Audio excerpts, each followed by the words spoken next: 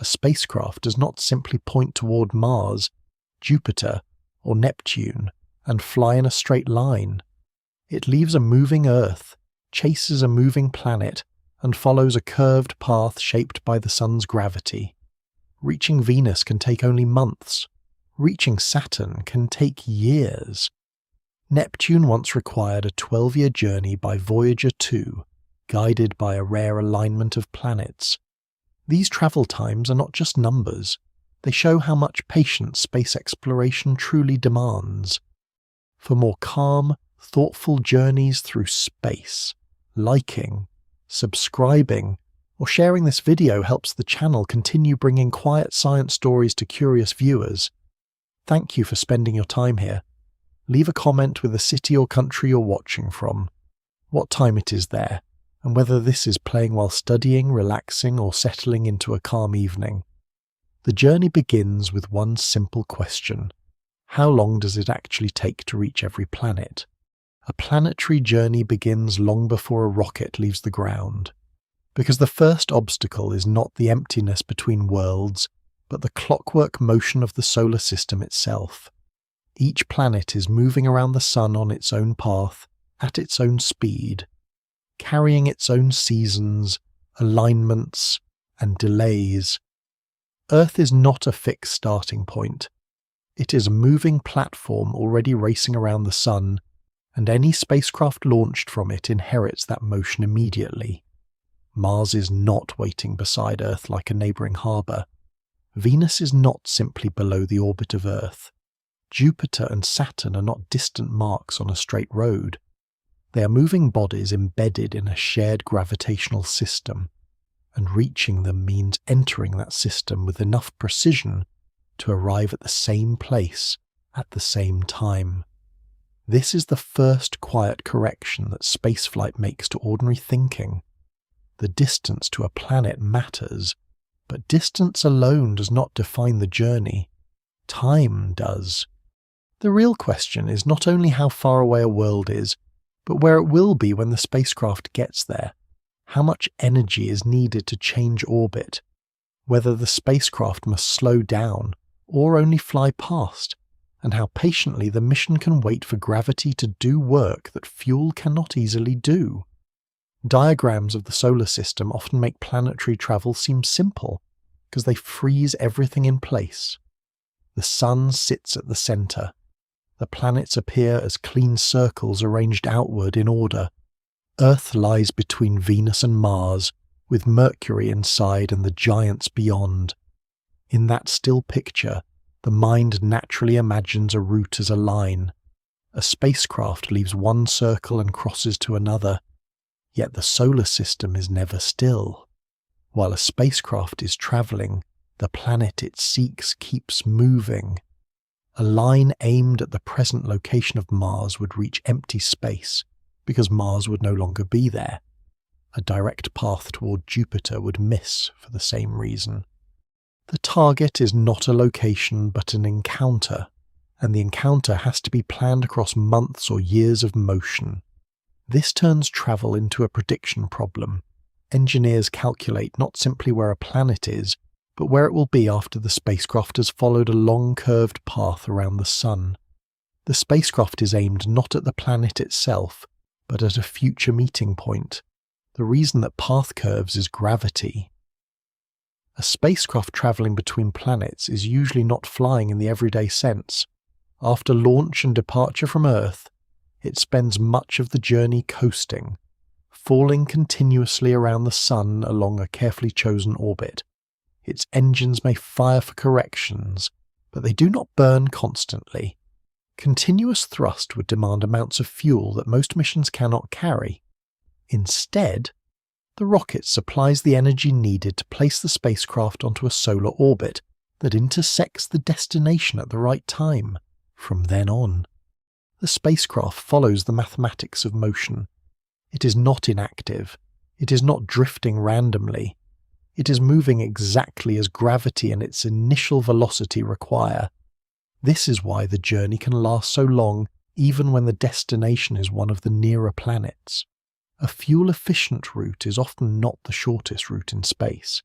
It is the route that uses the least energy while allowing the spacecraft to meet a moving world. This creates an important difference between reaching a planet and merely passing near it. A flyby can be fast because the spacecraft does not have to stop. It can approach at high speed, collect data, and continue on into another orbit around the Sun.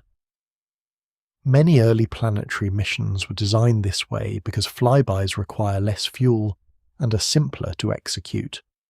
An orbiter faces a harder task. It must arrive at the planet with the right speed and direction, then slow enough to be captured by the planet's gravity. A lander faces still more demands, because it must survive entry, descent, and touchdown. These mission types are often grouped together in public memory as visits, but their travel requirements are not the same. A fast flyby of Mars or Jupiter says one thing about travel time. A mission that must break into orbit says another. A mission that must land safely says something more difficult again. The act of arriving is not a single event. It is a series of energy problems, each one shaped by speed, gravity, heat, communication delay, and risk. The clock also controls when a mission can begin. Earth and the destination planet must occupy a useful arrangement before launch. This period is called a launch window, and for some destinations it appears only after long intervals. Mars offers the familiar example. A practical Mars launch window opens roughly every 26 months, when Earth and Mars return to a favourable geometry for an efficient transfer. If a spacecraft is not ready during that window, the delay is not a matter of choosing another day in the same season. The mission may have to wait more than 2 years for the alignment to return. That waiting is not administrative. It is astronomical. The planets are simply not in the right places. A spacecraft can sometimes take a different route, but that usually costs more energy, more time, or both. The launch window is therefore one of the hidden rulers of planetary exploration. It decides when years of design, testing, funding, and preparation are allowed to become motion. This is why travel times to the planets have a quality that feels uneven at first. Venus can be reached in a few months by some trajectories, yet Mercury, which is also inside Earth's orbit, can require years before a spacecraft can enter orbit around it. Mars is nearby in planetary order, yet even a favourable trip usually lasts many months. Jupiter can be reached quickly by a fast flyby, but a mission built to orbit and study the giant world for years may spend half a decade on the way. Saturn pushes the commitment still further. Uranus and Neptune turn the journey into a project that can cross from one phase of a human life into another. These differences do not mean that space agencies are choosing slow routes out of preference. They reflect the cost of changing motion. In space, speed is not only about going faster, it is also about arriving with a speed that can be managed. The solar system rewards patience because gravity can exchange energy between a spacecraft and a planet. A mission may fly past Venus, Earth, Jupiter, or another body not because that world is the final target, but because its gravity can bend the spacecraft's path and alter its speed. These encounters are called gravity assists. They do not create energy from nothing. They draw a tiny amount from the orbital motion of the planet, far too little to matter to the planet, but enough to reshape the spacecraft's journey. A gravity assist can make an otherwise impossible mission possible with a smaller launch vehicle and less fuel. It can also make a route longer in calendar time. A spacecraft may travel inward before travelling outward, or loop back past Earth before escaping toward the giants. To ordinary intuition, this seems indirect. To mission planners, it can be the difference between a mission that launches and a mission that remains too heavy or too expensive to fly. The human mind is not naturally trained to feel these orbital trade-offs. It is used to vehicles that push through air or roll across ground, where a shorter route usually means a shorter trip. Planetary travel belongs to a different logic. A spacecraft may take a longer path to save fuel. It may wait for years for an alignment. It may fly past one planet to reach another. It may cross millions or billions of miles while using only small engine burns after launch. It may arrive long after the people who approved its funding have left their offices. A journey to another planet is therefore not just transportation. It is a commitment to a future moment that cannot be rushed without paying a steep energy cost. This matters because every planet in the solar system has been reached under these constraints. The visits did not happen because the distances became small. They happened because engineers learned how to work with the motion already present. The spacecraft that crossed to Mars, Venus, Jupiter, Saturn, Uranus, Neptune, and Mercury were not simply faster versions of familiar machines. They were instruments placed into the moving architecture of the Sun's gravity. Their paths were designed with patience as a structural requirement. Even the fastest missions were fast only within the limits imposed by orbital mechanics. The result is a more accurate picture of exploration. The solar system is not a set of nearby destinations waiting at fixed distances. It is a moving arrangement of worlds, each reachable only through a narrow negotiation between timing, energy, and endurance. Before any specific planet can be understood as a destination, that deeper clock has to be understood first, because it is the clock that decides whether a journey lasts months, years, or a significant portion of a human career. The most efficient route between two planets begins with a change in orbit, not a straight departure across empty space. A spacecraft leaving Earth must first escape the immediate pull of the planet, but after that it is still moving around the Sun. It cannot stop being part of the solar system. Its path becomes another solar orbit, shaped by the speed it has at departure and by the gravity of the Sun. For many missions, the basic idea is a transfer orbit, a long ellipse that begins near the orbit of Earth and reaches the orbit of the destination planet at its far end or near end, depending on whether the spacecraft is travelling outward or inward. The spacecraft is not thrown directly at the planet. It is placed onto a path that the planet will cross later. The meeting depends on timing. If the spacecraft arrives at the destination orbit too early, the planet is somewhere else. If it arrives too late, the same problem occurs in reverse. A successful transfer is a planned meeting between two moving bodies, and the time of flight is built into the route from the beginning. This is why launch windows are so important. A launch window is the period when Earth, the destination planet, and the planned transfer path fit together well enough for the mission to work.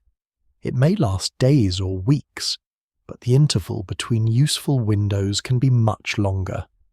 For Mars, the favourable pattern repeats about every 26 months. The reason lies in the different orbital speeds of Earth and Mars. Earth moves around the Sun more quickly because it is closer to the Sun. Mars moves more slowly in a larger orbit.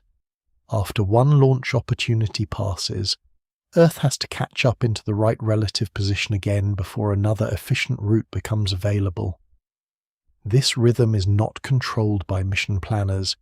It comes from the motion of the planets themselves. A spacecraft can be launched outside the most favourable window only by accepting penalties, such as more fuel, longer travel time, reduced payload, or a more complicated path. For a scientific mission carrying delicate instruments and limited propellant, those penalties can decide whether the mission is realistic at all. The common transfer used to explain this problem is often called a Hohmann transfer. In simple terms, it is an elliptical orbit that touches the orbit of the starting planet at one point and the orbit of the destination planet at another. It is not always the exact path used by real missions, because real missions must account for many details, including planetary gravity, mission goals, launch vehicle limits, and arrival requirements. Still, It captures the central idea the spacecraft changes from one orbit around the Sun to another by using a burn at departure and another burn, or some other braking method near arrival between those major events. It can coast for long periods. This is one reason interplanetary spacecraft do not behave like aircraft. An aircraft must keep pushing against air resistance and gravity near the ground. A spacecraft in deep space can continue along its orbit with no constant engine firing, because there is almost no drag to slow it down. The route is quiet, but it is not casual. A very small mistake early in the path can become a large miss after months of travel. This is why missions use trajectory correction maneuvers. These are short, carefully calculated engine burns made during the cruise phase. They adjust the spacecraft's path after launch errors, gravitational effects, or navigation uncertainties are measured more precisely. The burns may be small, but their timing matters. A slight adjustment made early can save much more propellant than a large correction made late. Navigation teams track the spacecraft by measuring radio signals sent between Earth and the spacecraft. They use changes in timing and frequency to estimate position and speed. From those measurements, they refine the trajectory and decide whether a correction is needed. The spacecraft may look as if it is simply waiting, but the mission is constantly comparing prediction with reality. Arrival adds a second layer of difficulty because reaching the correct place is not enough. The spacecraft also has to arrive with the correct relative speed. A flyby can tolerate high speed. The spacecraft passes the planet, points its instruments, collects data, and continues onward. An orbiter cannot do that. It must slow down enough for the planet's gravity to capture it. This usually requires a major braking burn, known as orbital insertion, or sometimes a long sequence of gravity assists and flybys that gradually reshape the orbit. Slowing down is not easier than speeding up. It costs propellant. A mission that carries too little propellant may reach the planet but fail to remain there. This is especially important for large destinations such as Jupiter or Saturn, where the spacecraft arrives with high energy and must survive radiation, navigation demands, and communication delays while entering a useful orbit. The arrival burn is often one of the most critical moments, because after years of travel, a failure lasting only minutes can decide the outcome. Gravity assists change the rules without removing the constraints. When a spacecraft passes near a planet, the planet's gravity bends its path. In the frame of the Sun, that bend can increase or decrease the spacecraft's speed, depending on the geometry of the encounter. This technique lets missions trade time and complexity for lower fuel requirements. A spacecraft heading to the outer solar system may use Earth, Venus, or Jupiter to gain speed or change direction. A spacecraft heading inward toward Mercury may use Venus and Mercury flybys to shed energy and settle gradually into a smaller solar orbit. The planet is not pulling the spacecraft like a motor. The spacecraft is exchanging a tiny amount of momentum with the moving planet. The planet's orbit changes by an amount far too small to matter, while the spacecraft's trajectory changes greatly because its mass is so small. This is one of the most practical discoveries in planetary mission design. It allowed missions such as Voyager, Galileo, Cassini, Messenger, and many others to reach destinations that would have been much harder with launch energy alone. The trade-off is that gravity assists depend on geometry. The assisting planet must be in the right place at the right time, just like the destination. A mission may therefore be built around a sequence of appointments across the solar system. Missing one encounter can compromise the rest of the route. The more complicated the chain, the more carefully it must be designed and tested. Yet this complexity can make the mission possible. Galileo needed flybys of Venus and Earth to reach Jupiter after its original direct launch plan became unavailable. Cassini used multiple assists before heading towards Saturn. Messenger needed repeated flybys before it could orbit Mercury. In each case, the route looked indirect because the mission was not trying to minimize the drawing of a line on a diagram. It was trying to manage energy. Energy is the deeper measure of difficulty. A nearby planet may be hard to reach if the spacecraft has to change its solar orbit by a large amount. A distant planet may be reached more efficiently if a useful gravity assist is available. This is why Mercury is not simple, despite being close to Earth at times. To orbit Mercury, a spacecraft must lose a large amount of the orbital energy it has because it started from Earth. It must fall inward toward the Sun, and then match the motion of a planet moving rapidly in a tight orbit. That requires repeated braking or repeated gravity assists. Venus, Mars, and the outer planets each impose their own version of the same problem. A mission is always negotiating between distance, speed, fuel, payload, and arrival needs. The result is that travel times are not a clean ranking from nearest to farthest. They are the visible outcome of deeper orbital choices. This also explains why two missions to the same world can take very different amounts of time. One spacecraft may fly past quickly because it does not need to slow down. Another may take years because it must enter orbit. A third may follow an even longer path because it carries heavier instruments or has less launch energy available. Mission goals shape the route. A probe built to take a brief look can accept high speed. An orbiter designed for years of study must arrive more gently. A lander must meet stricter conditions. Even the same planet can become a different destination depending on the science being attempted. Asking how long it takes to reach a planet has no single answer until the mission is defined. The honest answer is a range, controlled by physics and by purpose. The rules of transfer therefore set the frame for every planet that follows. They explain why a Mars mission waits for the right season in the solar clock, why Mercury can demand a long inward sequence, why Jupiter may be reached quickly only if the spacecraft does not stay, and why the outer planets reward rare alignments and patient planning. The journey is not only a crossing of space, it is a conversion of one orbit into another, carried out with limited fuel, precise timing, and careful acceptance of delay. Once that is understood, the travel times stop looking arbitrary. They become the record of how each mission works with the motion of the solar system rather than trying to overpower it. Venus is often introduced as the nearest planetary neighbour to Earth, but that simple description hides the real character of the journey. At times, Venus comes closer to Earth than any other planet does, and because its orbit lies just inside Earth's orbit, it can be reached far more quickly than the outer worlds. Early spacecraft proved this almost immediately. Mariner 2, launched in the early space age, made the first successful planetary flyby when it crossed to Venus in a little over 3 months. Several Soviet Venera missions also reached the planet on journeys measured in months rather than years.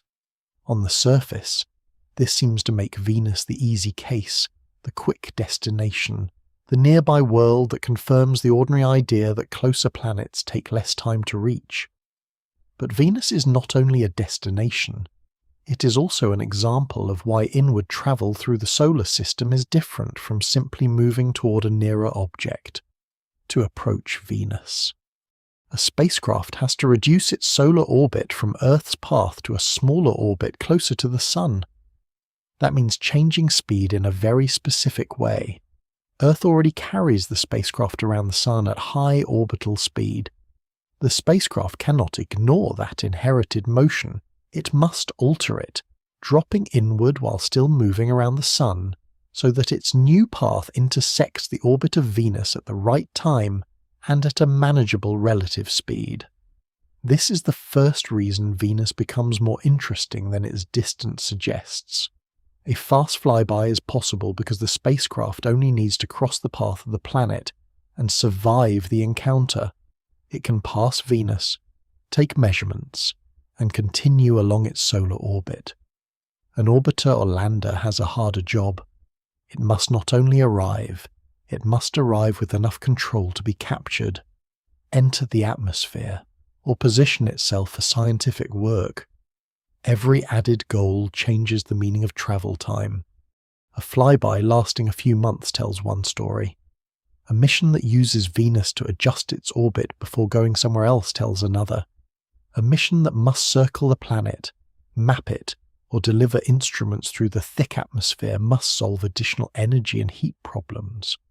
Venus shows that the question of travel time can never be separated from the question of what the spacecraft is supposed to do once it gets there. The planet itself is unusually demanding. Venus is almost the same size as Earth, but its environment is not gentle. Its atmosphere is thick, hot, and dominated by carbon dioxide, with clouds containing sulfur compounds high above the surface. For a spacecraft passing by, the planet is an important target for atmospheric study, radar mapping, and measurements of cloud motion. For a lander, it is one of the most hostile places in the solar system. The surface pressure is crushing compared with the Earth's, and the temperature is high enough to destroy ordinary electronics quickly. This matters for travel because reaching Venus is only the beginning of the mission. A spacecraft that arrives in a few months may still have only a short operational life if it descends to the surface. The Soviet Venera landers achieved historic successes by surviving long enough to return data from the ground. But their time there was limited. In this sense, Venus compresses the journey and the danger into different parts of the mission. The crossing from Earth may be relatively short. The challenge after arrival can be severe. Venus also occupies a special role as a gravitational tool, because it is close to Earth and deep inside Earth's orbit. Spacecraft often use Venus flybys to change their paths without spending large amounts of propellant. A Venus gravity assist can slow a spacecraft relative to the Sun, bend its trajectory inward, or help place it onto a route that would be too costly to achieve by rocket alone. This is especially important for missions aimed closer to the Sun. The Parker Solar Probe, for example, uses repeated flybys of Venus to gradually reshape its orbit so that it can approach the Sun more closely. Each Venus encounter slightly changes the spacecraft's path. The mission does not treat Venus as a final stop, but as a moving gravitational partner in a long sequence. The same principle appears in missions to Mercury, where Venus flybys help reduce the energy a spacecraft must lose before it can settle into the inner solar system. Venus therefore becomes both a planet to visit and a planet that helps other missions become possible. The idea is simple in outline but precise in practice. A spacecraft approaches Venus on a carefully chosen path. As it passes through the planet's gravitational field, its direction changes, because Venus itself is moving around the Sun. The change of direction alters the spacecraft's solar orbit. If the geometry is arranged correctly, the spacecraft leaves the encounter with a lower orbital energy, allowing it to fall into a path closer to the Sun. The spacecraft does not stop, and Venus is not used like a brake in the ordinary mechanical sense. The change comes from the gravitational exchange between two moving objects. For the spacecraft, the effect can be large. For Venus, it is immeasurably small. What matters is that the flyby replaces propellant with timing. The mission spends months or years waiting for the right sequence, rather than carrying enough fuel to force the same change directly. This is one of the quiet lessons of Venus travel. The nearest detour can be more useful than the direct burn. The travel times connected with Venus therefore form several categories. A basic flyby from Earth can take roughly 3 or 4 months under favourable conditions. Some Venus missions take longer because they enter more complex solar orbits before arrival, or because their launch energy and mission goals require a less direct path. An orbiter may reach Venus after many months, then use braking or atmospheric interaction to settle into a useful orbit. Some missions use aerobraking, a method in which repeated passes through the upper atmosphere gradually reduce the spacecraft's orbit. This technique saves propellant, but it adds time and risk. The planet's thick atmosphere becomes part of the mission design. It can help slow the spacecraft if used carefully, but too deep a pass can damage or destroy the vehicle. Once again, time is traded for fuel. The spacecraft accepts a slower operational transition in exchange for a mission that can carry more instruments or require less propellant at launch. Compared with Mars, Venus can seem quicker, but that comparison must be handled carefully. Mars missions are usually discussed as long cruises of about 7 to 9 months, because many of them are designed to orbit or land, and because Mars launch windows set a clear rhythm of opportunity. Venus transfers can be shorter, yet the planet's position changes constantly, and a useful launch opportunity still depends on alignment. A spacecraft bound for Venus must depart at a time when its inward path will meet the planet after the planned travel interval. If the goal is a flyby, the encounter may be brief. If the goal is orbit, the arrival must be arranged more delicately. If the goal is landing, the thick atmosphere creates a separate descent problem. Venus is closer than Mars at certain times, but proximity does not erase mission design. It only changes which constraints dominate. The human side of a Venus mission is also different from the romantic idea of visiting a nearby planet. No human crew is being prepared to land on Venus because the surface is far beyond what a crewed system could tolerate with present technology.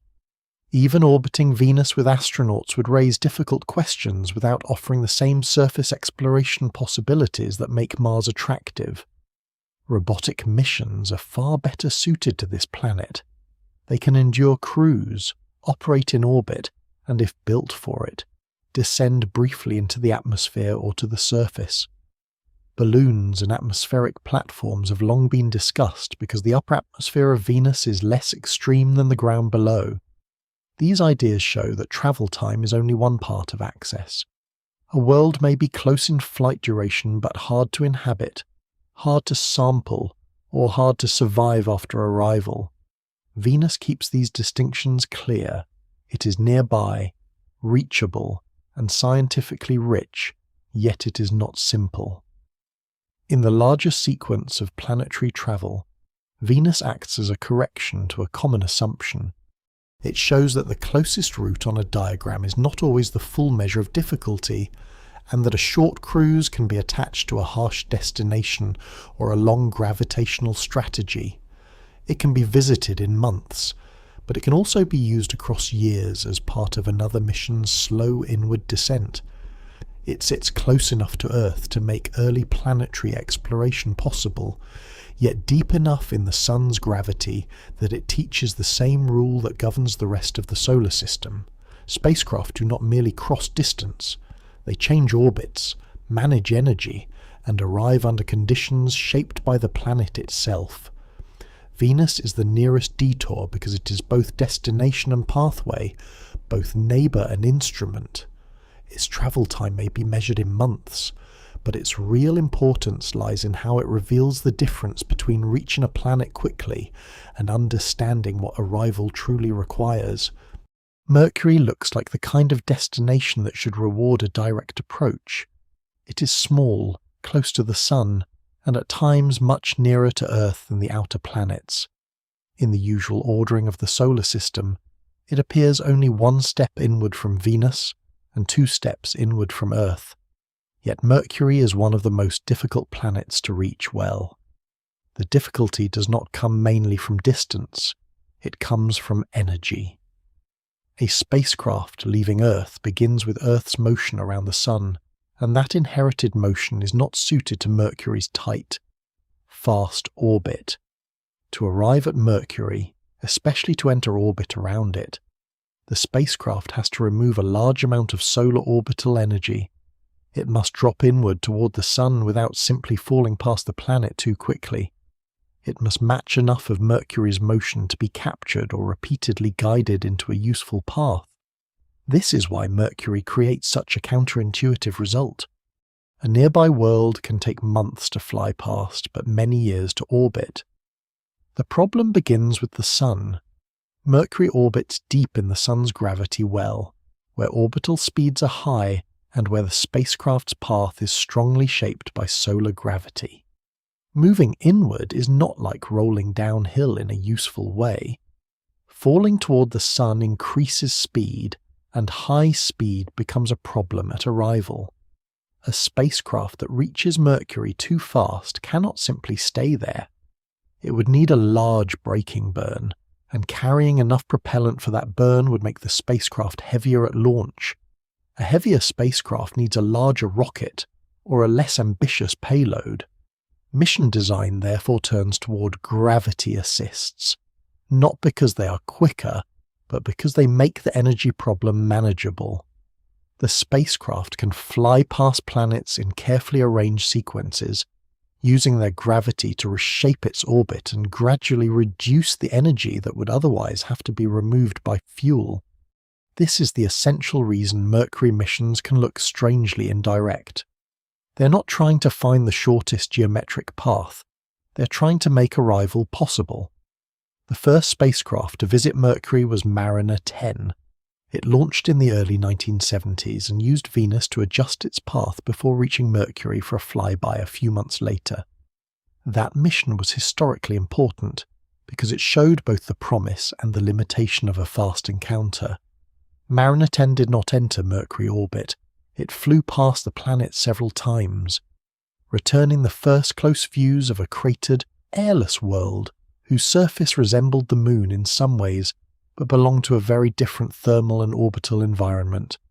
The spacecraft's repeated flybys were possible because its solar orbit brought it back into Mercury's neighborhood again.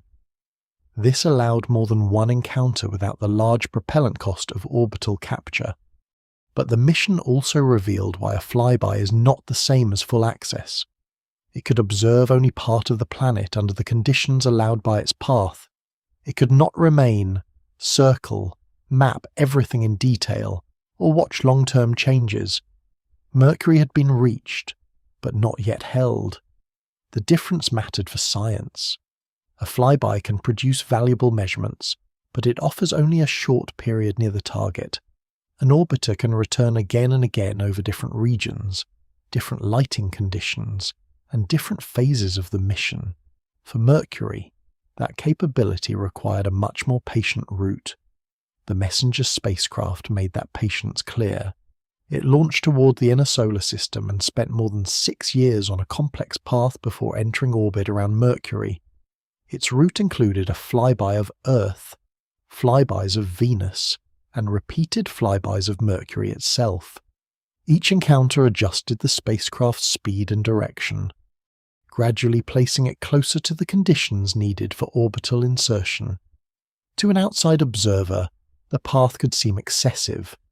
The spacecraft passed by worlds it had already left, returned to Mercury more than once, and took years to settle around a planet that is sometimes relatively close to Earth. But each loop had a purpose. The mission was reducing an energy mismatch that could not be solved cheaply with a simple burn. It was using time as a substitute for propellant. Messenger's eventual success changed Mercury from a partially glimpsed planet into a mapped and measured world. From orbit, it studied the surface composition, magnetic field, polar regions, exosphere, and geological history of the innermost planet. It found evidence for volatile materials, including water ice preserved in permanently shadowed craters near the poles. A striking result for a world so close to the Sun. That discovery did not make Mercury gentle or Earth-like. It showed instead how local conditions can protect fragile materials even in a severe environment. Some crater floors near the poles never receive direct sunlight because Mercury's axial tilt is very small. They remain cold enough for ice to persist over long periods. The ability to recognize and study such regions depended on being in orbit, not merely passing by. This is the scientific reward for the long inward journey. Years of careful transfer can produce a mission capable of seeing the planet as a whole system, rather than as a brief encounter. Bepi Colombo, the European and Japanese mission to Mercury, follows the same deeper logic with an even more elaborate cruise. Its route includes a sequence of planetary flybys involving Earth, Venus, and Mercury, each one refining the path before orbital operations can begin. The spacecraft is not wandering. It is gradually adjusting its energy in a solar environment where direct capture would demand too much fuel. The mission also faces the problem of heat. Near Mercury, sunlight is far stronger than at Earth, and the spacecraft must manage intense solar radiation while keeping its instruments and systems within working temperatures. It has to survive not only the distance travelled but the environment entered. Its cruise is therefore a controlled process of orbital change and thermal preparation, moving step by step into a region where the Sun dominates almost every design decision. Mercury does not allow a mission to be simple just because the planet is small. Its position makes it exacting. The contrast between flyby and orbit becomes especially clear here. A fast mission can reach Mercury in months if the goal is only to pass near the planet. But entering orbit can take many years because the spacecraft must arrive slowly enough relative to Mercury to be captured.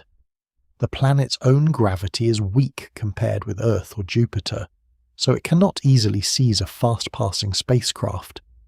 This spacecraft must do much of the work itself, either through propulsive braking or through a long sequence of gravity-assisted energy reduction. This weak gravity is part of the challenge. Around a giant planet, capture is still difficult, but the planet has a deep gravitational field.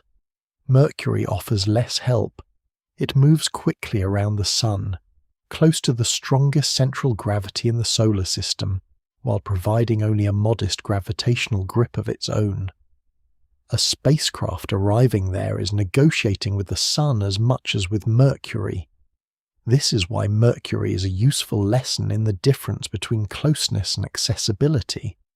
In everyday travel, a closer destination usually means less difficulty. In orbital mechanics, the cost depends on how much motion must be changed. Mercury sits near Earth in some alignments, but it occupies a very different kind of solar orbit. The spacecraft must shed energy, survive stronger sunlight, manage high relative speeds, and then operate around a small planet that cannot easily capture it. The result is a planet that can be touched quickly, but studied properly only through patience. Its travel time is not a single number. It is a range divided by mission type. A flyby may take only months. A serious orbital mission may take 6 or 7 years of carefully planned encounters before the main science phase can begin. That range is not a contradiction. It is the signature of what arrival means. Mercury's place in the solar system therefore reshapes the larger question of reaching every planet. It prevents the story from becoming a simple march outward from the Sun or outward from Earth. It shows that the hardest nearby world may not be the one farthest away, but the one requiring the most difficult change in motion. The innermost planet is close enough to be tempting and difficult enough to be humbling. Its missions move inward by patience, not haste, and by the careful use of gravity rather than a straight plunge toward the Sun. Once Mercury is understood this way, the rest of planetary travel becomes clearer. The time to reach a world is not measured only across space. It is measured across the energy required to arrive with control, and Mercury makes that rule impossible to ignore. Mars is the planet that makes interplanetary travel feel almost practical, because it is close enough for repeated missions and distant enough to show how severe the solar system really is. It sits just beyond Earth's orbit, often described as the next world outward. and its surface can be reached by robotic landers rather than only glimpsed from a passing spacecraft. Yet even Mars, the familiar neighbour of planetary exploration, demands a crossing measured in many months. A typical modern mission to Mars takes about 7 to 9 months from launch to arrival. Depending on the trajectory, the launch energy, and the exact mission design, a fast flyby can be shorter, but a spacecraft that must enter orbit or land safely has less freedom to arrive at extreme speed. It has to meet Mars under conditions that its engines, heat shield, parachutes, radar, rockets, or landing system can manage. This is why Mars becomes the practical baseline for the rest of the solar system. It is not impossible in scale, but it is already long enough to expose the truth of planetary travel. The nearest realistic surface destination beyond the Moon is still separated from Earth by time, geometry, and a long period of irreversible motion. The route to Mars begins with alignment. Earth travels around the Sun faster than Mars because Earth's orbit is smaller. Mars moves more slowly on a wider path. For an efficient transfer, Earth has to be positioned so that the spacecraft can leave and follow a solar orbit that intersects Mars when Mars arrives there. This favourable arrangement returns roughly every 26 months. That rhythm shapes nearly every Mars mission. Space agencies prepare for years and then aim for a launch period lasting only a short span. If the spacecraft is not ready, the delay is not minor. The next useful opportunity may be more than 2 years away. This is why Mars missions often launch in clusters. Different countries and agencies may send orbiters, landers, and rovers during the same planetary window because the solar system briefly allows the crossing to be efficient. Once that period closes, Mars does not stop being close in a general sense, but it is no longer close in the way a practical mission needs. The journey itself is mostly a cruise through interplanetary space. After launch, the spacecraft escapes Earth and enters a transfer orbit around the Sun. Its engines are not firing continuously. Instead, it coasts along the path created by its departure energy, with occasional small corrections. Those corrections are important because the arrival target is narrow. Mars is a planet, but a successful landing or orbital insertion requires much more precision than simply reaching the general region of the planet. The spacecraft may need to enter the atmosphere at a particular angle, not too shallow and not too steep. It may need to pass close enough for a braking burn. It may need to approach a landing site within a carefully defined corridor. The cruise phase can seem quiet, but it is a long act of navigation, measurement, and restraint. Every correction has to preserve fuel for later, and every decision is made with the knowledge that the spacecraft is moving farther from any possibility of repair. The distance also changes communication. Radio signals travel at the speed of light, but Mars is far enough away that even light takes minutes to cross the gap. The delay varies as Earth and Mars move around the Sun. At favourable distances it may be only several minutes one way, while at greater separation it can stretch much longer. This makes real-time control impossible during critical events. A rover landing on Mars cannot be guided from Earth moment by moment like a remote vehicle across a room. By the time a signal from the spacecraft reaches mission control, the event being reported has already happened. By the time a command from Earth reaches the spacecraft, the situation may have changed completely.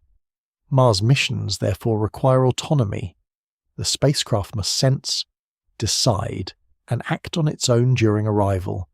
This is especially clear during entry, descent, and landing, when minutes of automated action determine the result of a journey that has taken months. The landing sequence is one of the most difficult parts of reaching Mars because the planet has an atmosphere that is both helpful and troublesome. It is thick enough to create dangerous heating and aerodynamic forces during entry, but too thin to slow a heavy spacecraft as easily as Earth's atmosphere would. A heat shield can absorb the first violent part of entry. A parachute can reduce speed. Rockets may be needed for the final descent. In the case of large rovers, complex systems such as a hovering descent stage have been used to lower the rover gently to the ground. All of this has to happen automatically. With the spacecraft reading its altitude, speed, and position while Earth receives delayed signals, the months of cruise end in a short interval where the mission cannot be saved by human reaction. It succeeds because the system was designed, tested, and trusted before launch. Mars has made this difficulty visible through both success and failure. Many early attempts to reach it failed before arrival, during approach, or shortly after landing. Mars has damaged the confidence of more than one space program because small errors become unforgiving across interplanetary distances.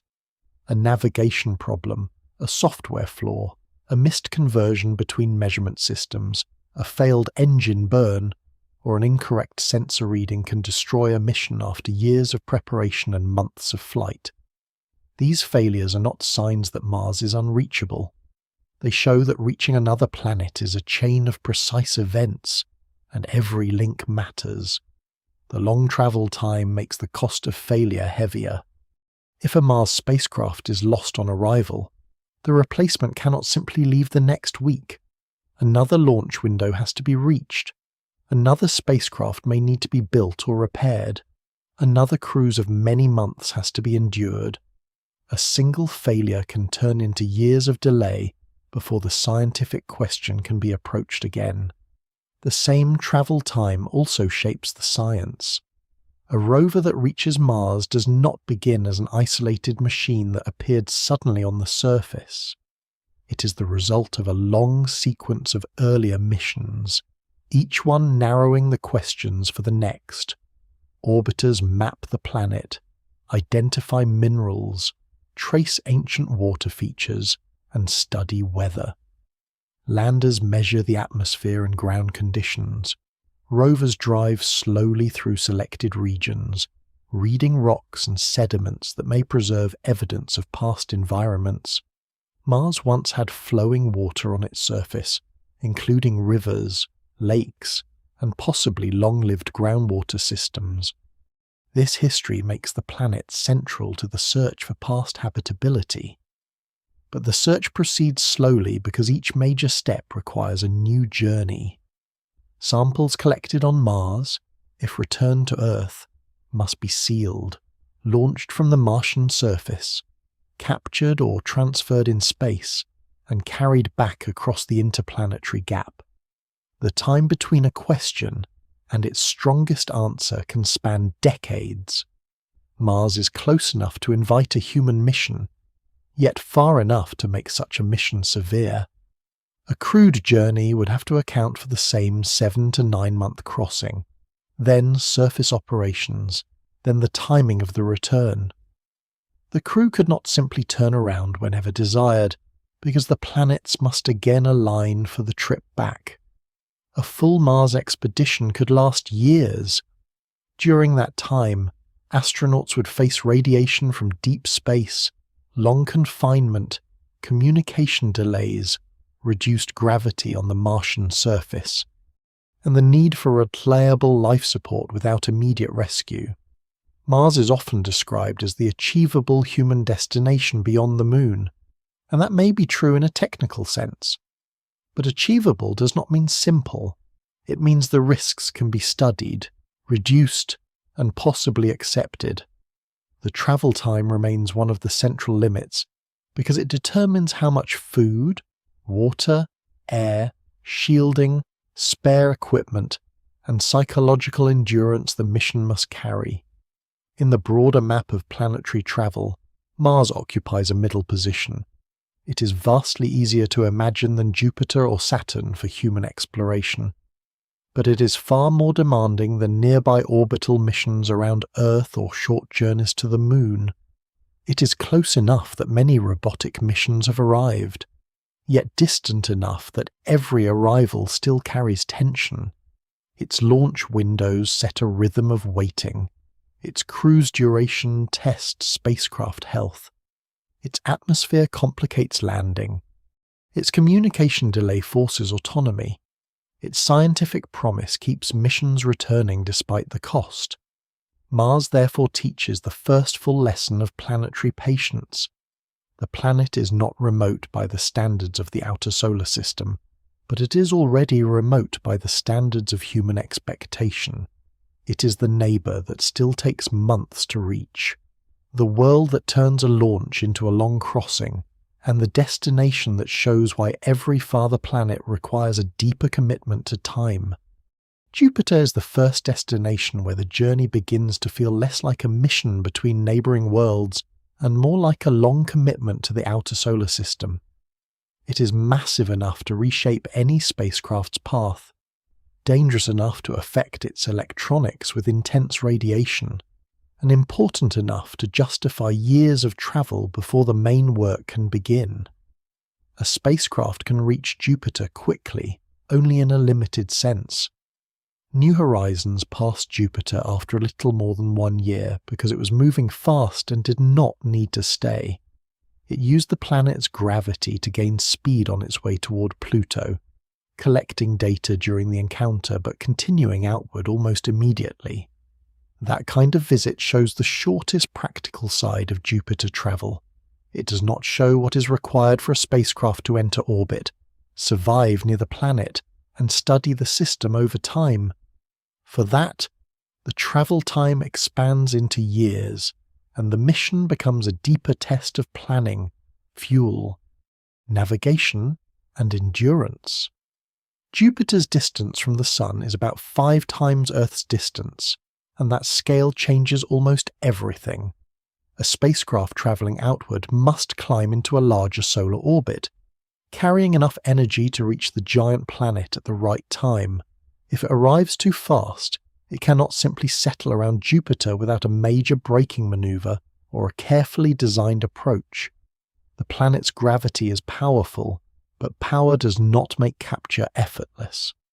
The spacecraft enters a region where speeds are high and where the gravitational field can either help or punish the mission depending on the geometry.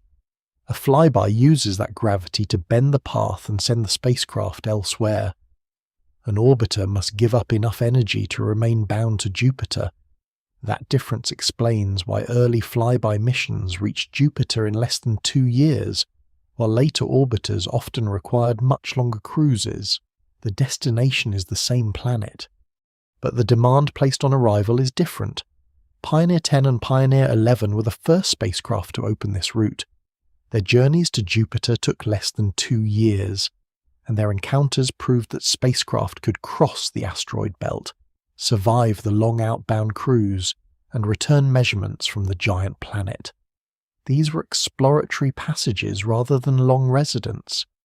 They showed Jupiter as a world with a vast magnetic field, strong radiation, belts of clouds, and a family of moons that would become central to later planetary science.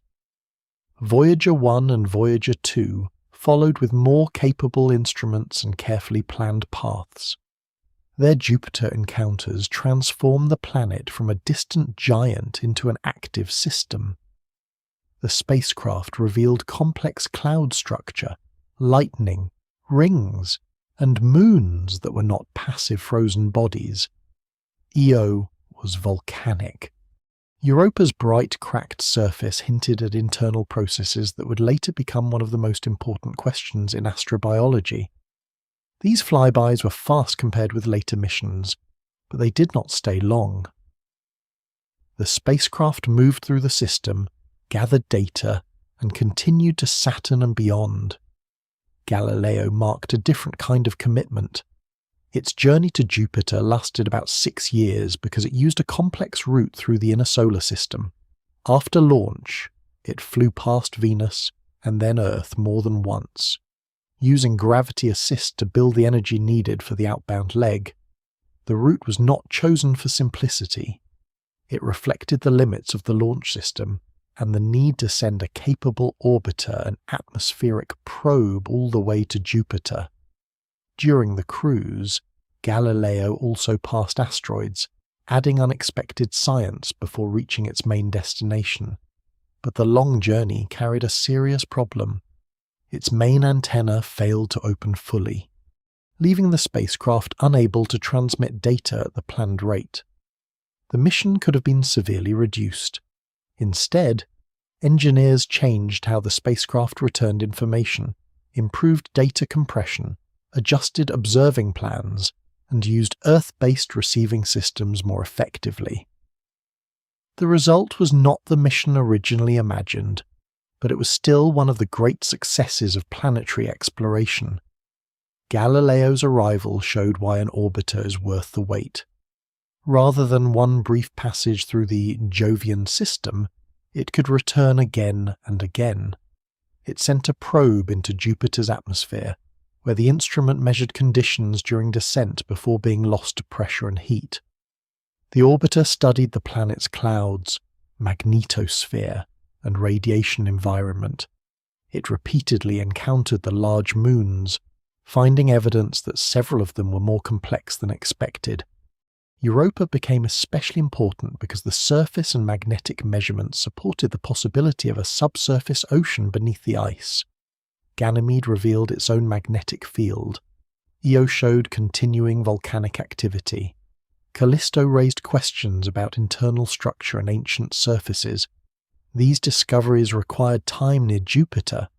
They depended on repeated observations, not a single fast look. The 6-year cruise was therefore not empty delay. It was the price of placing a scientific observatory inside one of the most complicated planetary systems known. Juno, launched many years later, followed another long path to Jupiter. It used an Earth gravity assist and took about 5 years to arrive. Its mission was focused not on the moons but on Jupiter itself, the deep atmosphere, gravity field, magnetic field, water content, and internal structure of the giant planet. Juno entered a polar orbit designed to pass close to Jupiter and then move far out again, reducing exposure to the harshest radiation zones. This orbit shows another reason Jupiter missions are difficult. Arrival is not enough. The spacecraft must also survive the environment it enters. Jupiter's magnetic field traps charged particles and accelerates them into radiation belts that can damage electronics. Spacecraft systems must be shielded, instruments must be protected, and the mission plan must limit cumulative exposure. The travel time to Jupiter is long, but the work after arrival is shaped by an environment that continues to threaten the spacecraft throughout operations. The communication delay reinforces the same distance. Radio signals between Earth and Jupiter take many tens of minutes each way, depending on the positions of the planets. This delay does not prevent mission control from operating the spacecraft, but it changes the rhythm of control. Commands must be planned in advance, checked carefully, and sent with enough confidence that the spacecraft can carry them out without immediate human correction. During critical maneuvers, the spacecraft must execute stored instructions while Earth waits for confirmation. The event is already over by the time the result is fully known on the ground. This is the steady pressure of distance. The spacecraft has to be reliable because help can only arrive as information, and information is slow. Jupiter also serves as a gateway. Its gravity has been used to send spacecraft farther outward, towards Saturn, Pluto, and beyond. In this role, the planet is not merely a destination, but a turning point in the architecture of deep space travel. A well-placed flyby can add speed or redirect a spacecraft onto a path that no onboard fuel supply could easily create. Voyager 2 used planetary alignments to continue from Jupiter to Saturn, Uranus, and Neptune. New Horizons used Jupiter to shorten its long route toward Pluto. This makes Jupiter both an obstacle and an aid. Its mass can capture, accelerate, bend or endanger a mission. It must be approached with exact geometry because small differences in the flyby path can change the future course by enormous amounts. Around Jupiter, gravity is no longer a background condition. It becomes an active instrument of mission design. For human exploration, Jupiter is far beyond the practical horizon of current planning. A robotic orbiter may take 5 or 6 years to arrive and then function for years more, but a crew would need life support across the outbound journey, a safe way to operate in or near a severe radiation environment, and a return path that would make the total mission last far longer than any human spaceflight has attempted.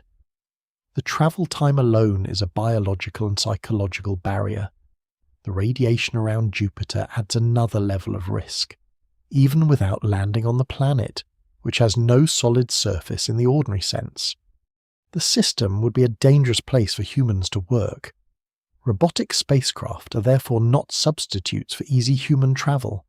They are the only practical explorers of Jupiter at present, built to endure years of cruise and to accept risks that no crewed mission could reasonably carry. Jupiter's travel time changes the scale of planetary exploration because it moves the effort beyond a single short campaign. A mission to Mars can be planned around months of cruise and a relatively near communication link.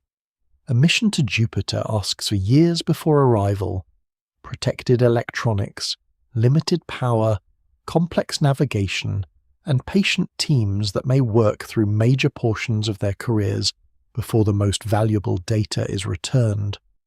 The planet is close enough to have been visited many times, yet distant enough that every serious mission to it remains a major institutional act. It is the first giant threshold, the place where the solar system stops feeling like an extended neighborhood and begins to feel like a structure measured in years of commitment. Reaching Jupiter is possible, and it has been done with remarkable success. Staying there, working there, and using it as a gateway to farther worlds requires something more than speed. It requires the ability to design for a future that arrives slowly, under the pull of the largest planet in the Sun's family. Saturn is the planet where travel time begins to resemble a long chapter of a human life. It is not the farthest world, and it is not the most difficult in every technical sense. But it stands at a distance where a mission can no longer be treated as a short expedition with a distant arrival. The crossing to Saturn takes years even when gravity assists are used well. Pioneer 11 reached Saturn after more than 6 years in flight, having first passed Jupiter and then continued outward to the ringed planet. Voyager 1 reached Saturn faster because its route used Jupiter's gravity efficiently, while Voyager 2 arrived a little later on a path that would continue toward the ice giants. Cassini, the most detailed and sustained mission ever sent to Saturn, took nearly 7 years from launch to arrival. Those numbers define more than distance. They define a kind of work that must be sustained across budget cycles, careers, family lives, technical changes, and institutional memory. Saturn makes the solar system feel slow in a way that is no longer abstract. The reason Saturn takes so long to reach begins with its orbit. It circles the Sun far beyond Jupiter, almost 10 times farther from the Sun than Earth is. A spacecraft must not only travel outward but arrive with enough control to enter the Saturn system, where the planet, its rings, and its moons create a complex gravitational environment. A flyby can move quickly through this system and continue on. An orbiter has to slow down. The difference is decisive. Cassini could not simply race past Saturn if it was going to study the planet for years, release the Huygens probe toward Titan, and make repeated close passes of moons and rings. It needed to be captured. That requirement shaped the whole mission, including its long cruise route. Cassini did not go straight from Earth to Saturn in the simple sense suggested by a flat diagram. It used gravity assist from Venus, Earth, and Jupiter. Each encounter arranged to give the spacecraft the energy and direction needed for the long outward leg. The route was indirect, but it made a heavy and capable spacecraft possible. Cassini's journey shows how time becomes part of the spacecraft. The years before arrival are not only waiting years, they are years during which every system must remain healthy, every instrument must be preserved, every planned maneuver must work, and every team on Earth must keep the mission alive before the main science has even begun. A spacecraft launched towards Saturn must survive temperature changes, long communications delays, power demands, software updates, and the slow accumulation of risk. A small problem discovered during cruise cannot be handled by replacing a component. It has to be worked around with commands, procedures, and patience. The spacecraft is beyond repair from the moment it leaves Earth, for Cassini. That reality was accepted at launch and then carried forward through nearly 7 years before Saturn orbit insertion. By the time it arrived, the mission had already lasted longer than many scientific projects ever do, yet in another sense, the real work had only just started. The Saturn orbit insertion burn was the moment when years of cruise became residency.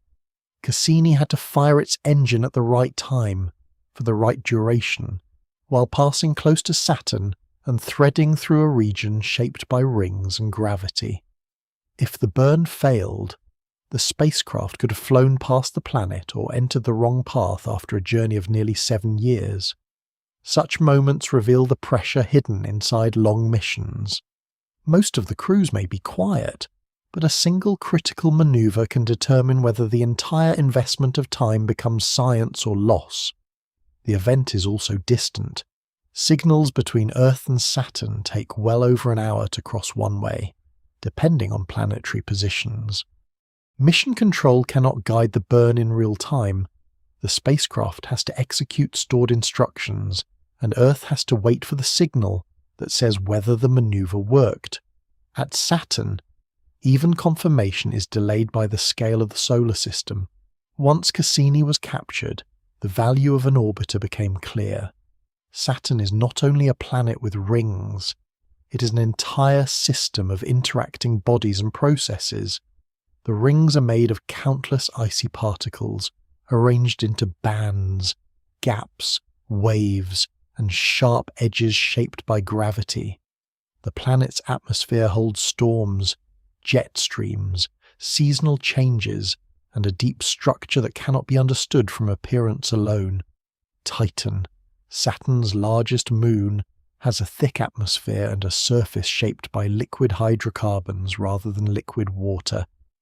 Enceladus, small and bright, sends plumes of water vapor and ice from fractures near its south pole, revealing a subsurface ocean beneath its frozen shell. These discoveries required duration. A fast flyby could see remarkable features, but only years of repeated passes could connect the planet, rings, moons, and magnetosphere into a wider picture. Saturn rewarded the long wait because the system changes, and change cannot be studied in a single instant. The Huygens probe added another dimension to the mission's timescale. Built by the European Space Agency and carried by Cassini for the entire journey, it separated and descended through Titan's atmosphere after arrival at Saturn. Its descent lasted only a brief period compared with the years of travel that made it possible. Yet it returned the first direct measurements from the atmosphere and surface of that distant moon. This contrast is common in planetary exploration. Years are spent reaching the right place so that a short event can happen correctly. A probe descends for hours. A lander transmits for minutes or days. A flyby gathers its closest data in a narrow window. The preparation is long because the encounter is unforgiving. Huygens could not be adjusted from Earth during descent. The atmosphere, the timing, the relay through Cassini, and the engineering of the probe all had to work as planned. The result was a brief but historic arrival on a world that had waited behind haze for centuries of human observation. Saturn also demonstrates the value of extended operations. Cassini did not stop after its primary mission. It continued through additional mission phases, using repeated flybys of Titan to reshape its orbit and gain access to different parts of the Saturn system.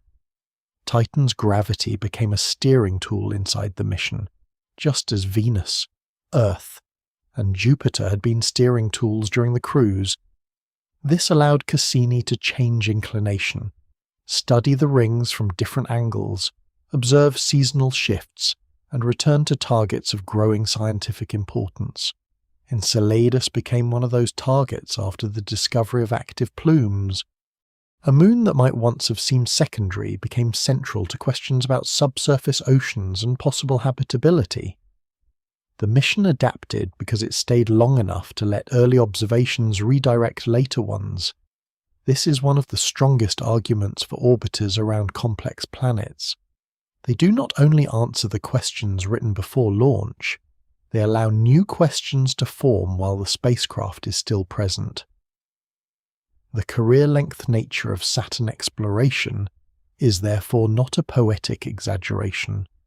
Cassini's development, cruise, orbital mission, extended mission, and final plunge into Saturn spanned decades from early planning to completion. People who began as young scientists and engineers could reach senior roles before the mission ended. Students trained on Cassini data became researchers, who then trained others. The mission itself became a bridge between generations.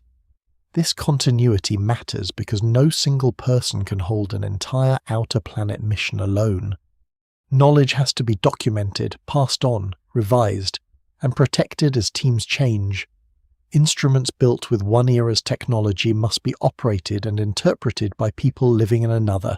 Software, hardware, scientific priorities, and public attention all change while the spacecraft keeps moving. Saturn exploration asks institutions to remember what individuals cannot carry forever. The end of Cassini was also shaped by time and responsibility. After years of work at Saturn, the spacecraft was directed into the planet's atmosphere rather than left in an uncontrolled orbit that might someday strike Enceladus or Titan. This final act protected moons that could contain environments of astrobiological interest. It also turned the spacecraft's last moments into science, as it measured Saturn's upper atmosphere before signal loss. The mission ended not because the planet had been exhausted, but because fuel and orbital control were finite. Even a successful spacecraft has limits. A long mission must eventually choose how to end safely. In that ending, Saturn offered one more lesson about planetary travel. Reaching a distant world is only part of stewardship. Leaving it responsibly also matters. Saturn's travel time reveals a deeper cost and a deeper reward. The cost is patience on a scale that exceeds ordinary project planning. Years pass before arrival.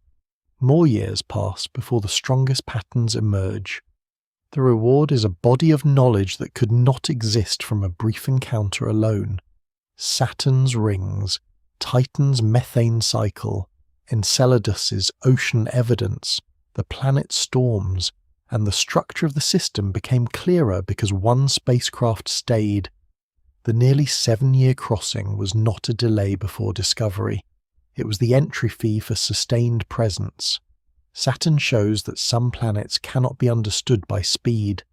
They require a mission long enough to let a system reveal itself in layers, and a human effort patient enough to remain connected to a machine travelling far beyond any possibility of rescue.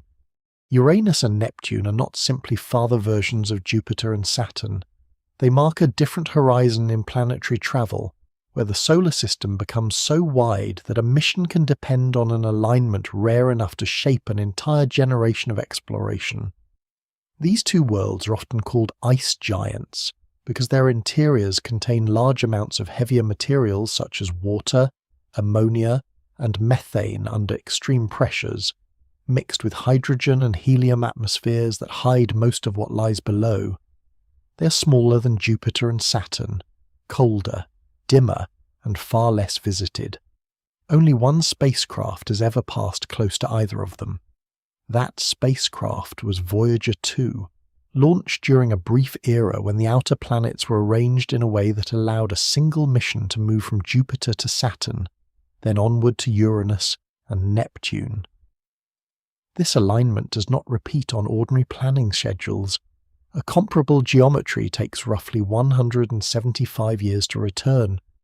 Without it, the first close reconnaissance of the ice giants would likely have required separate missions, each demanding many years of travel and a far greater commitment of resources. The travel times alone show the scale. Voyager 2 reached Jupiter after less than 2 years, Saturn after about 4 years, Uranus after about 8.5 years, and Neptune after about 12 years. By the time it reached Uranus, the spacecraft had been in flight longer than many spacecraft are expected to operate at all.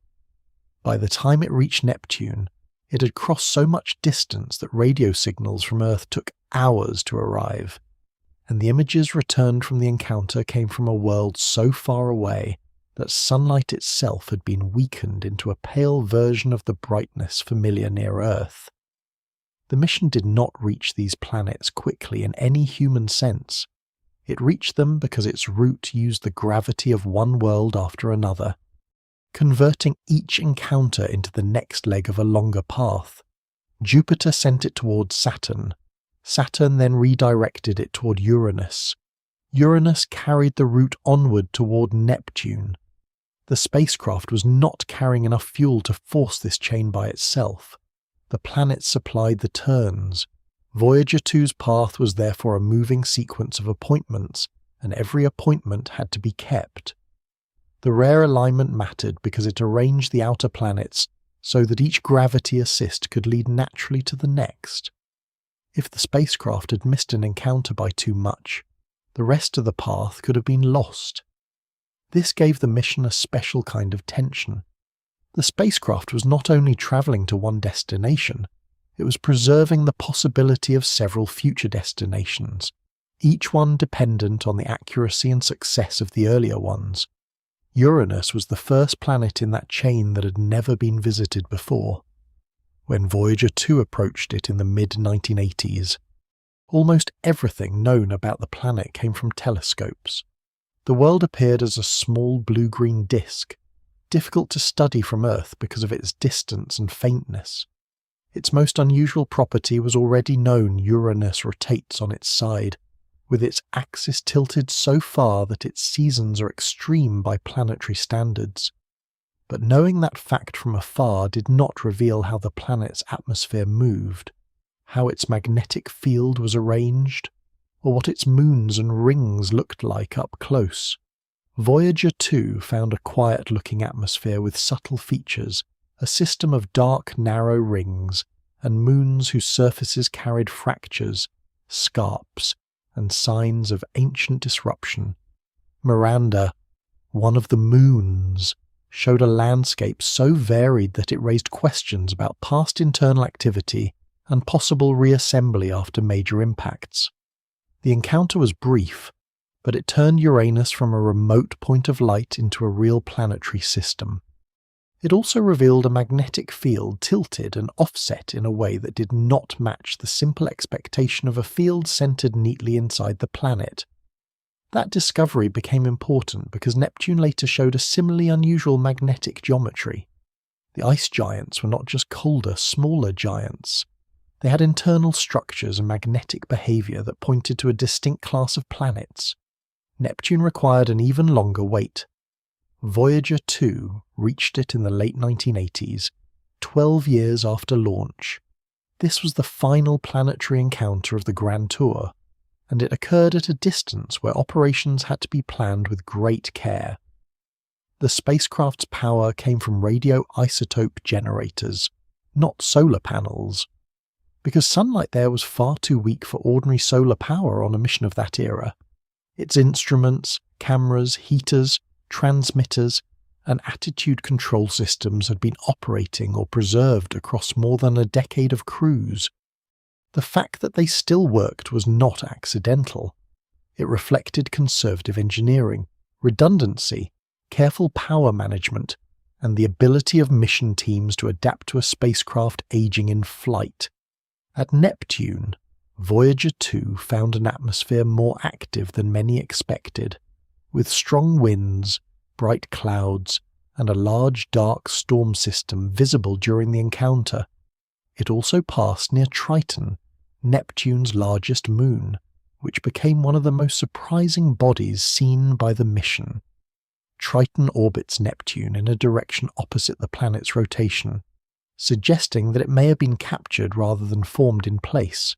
Its surface showed frozen plains, unusual textures, and evidence of geyser-like activity driven by weak sunlight and volatile ices. The Neptune flyby was therefore not a quiet final glance. It opened a set of questions that still remain largely unanswered because no spacecraft has returned. The ice giants expose one of the deepest gaps in planetary exploration. Jupiter and Saturn have been visited by orbiters. Mars has been visited many times. Venus and Mercury have been studied by multiple missions. Uranus and Neptune, by contrast, remain known mainly from one fast passage. A flyby can transform knowledge, but it cannot replace an orbiter. It cannot watch seasons unfold, measure deep atmospheric changes over time, map the magnetic field through repeated passes, or return again and again to moons that may hold clues about internal oceans, capture events, and the formation of outer planetary systems. The problem is not scientific interest. The interest is strong. The problem is the travel time, the cost, the power supply, the long cruise, and the need for a mission architecture that can survive for decades from development through arrival and operation. A dedicated orbiter to Uranus or Neptune would likely require a journey lasting many years, followed by additional years of orbital science, from early design to final data analysis. Such a mission could span a major portion of a researcher's career. Communication distance adds another layer to that commitment. Command sent to a spacecraft near Uranus or Neptune cannot be conversational. The delay is measured in hours for the round trip, and spacecraft operations have to be planned in advance.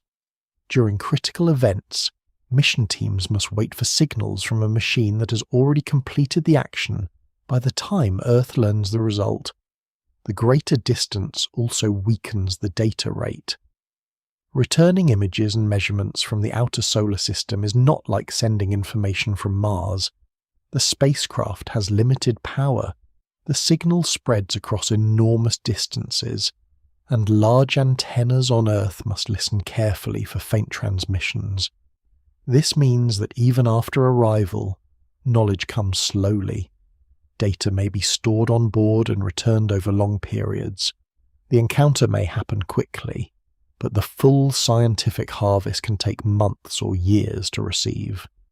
Process and understand. The travel time is therefore only the first delay. The second delay is the slow arrival of information. For human exploration, Uranus and Neptune are beyond any current practical scenario. A one-way robotic journey can take close to a decade or more depending on trajectory. A crewed mission would require life support, radiation protection, artificial or managed gravity, medical autonomy, spare parts, food production or storage, and a return architecture far outside existing capability. Even if propulsion improved, the human factors would remain severe. The ice giants are destinations for machines, not because they are unworthy of human curiosity, but because the gap between curiosity and safe human access is too large. Robots can sleep through crews, wake for checks, endure delayed commands, and continue functioning in cold darkness as long as their power and systems hold. Humans cannot be treated as payloads in the same way. The difference becomes sharper the farther from Earth the mission travels. The ice giants therefore stand as both explored and unexplored worlds. They have been seen up close, but only once. Their basic appearances are known, yet their deep interiors, atmospheric cycles, magnetic fields, rings, and moons remain far less understood than those of the gas giants. Voyager 2 proved that they could be reached, but it also showed how special the opportunity had been. The Grand Tour was not a normal route waiting to be repeated at will. It was a temporary geometry of the solar system used with extraordinary precision. Uranus and Neptune remain at the edge of practical patience, close enough for robotic ambition, and distant enough to test whether institutions can commit to answers that may not arrive for many years. Their travel times are not just entries in a table. They are reminders that some parts of the solar system can be visited only when timing, endurance, and long memory work together. Robotic spacecraft change the meaning of time because they do not experience the journey they are built to endure. A machine can coast for years between planets without boredom, fear, hunger, or fatigue. It can be placed into a low power state, checked at intervals, corrected when needed, and left to follow its path until the next planned event. This does not make the mission easy. The spacecraft still has to survive radiation, cold, heat, aging electronics, weakening power, and long communication delays. But the machine does not suffer the passage of time in the human sense.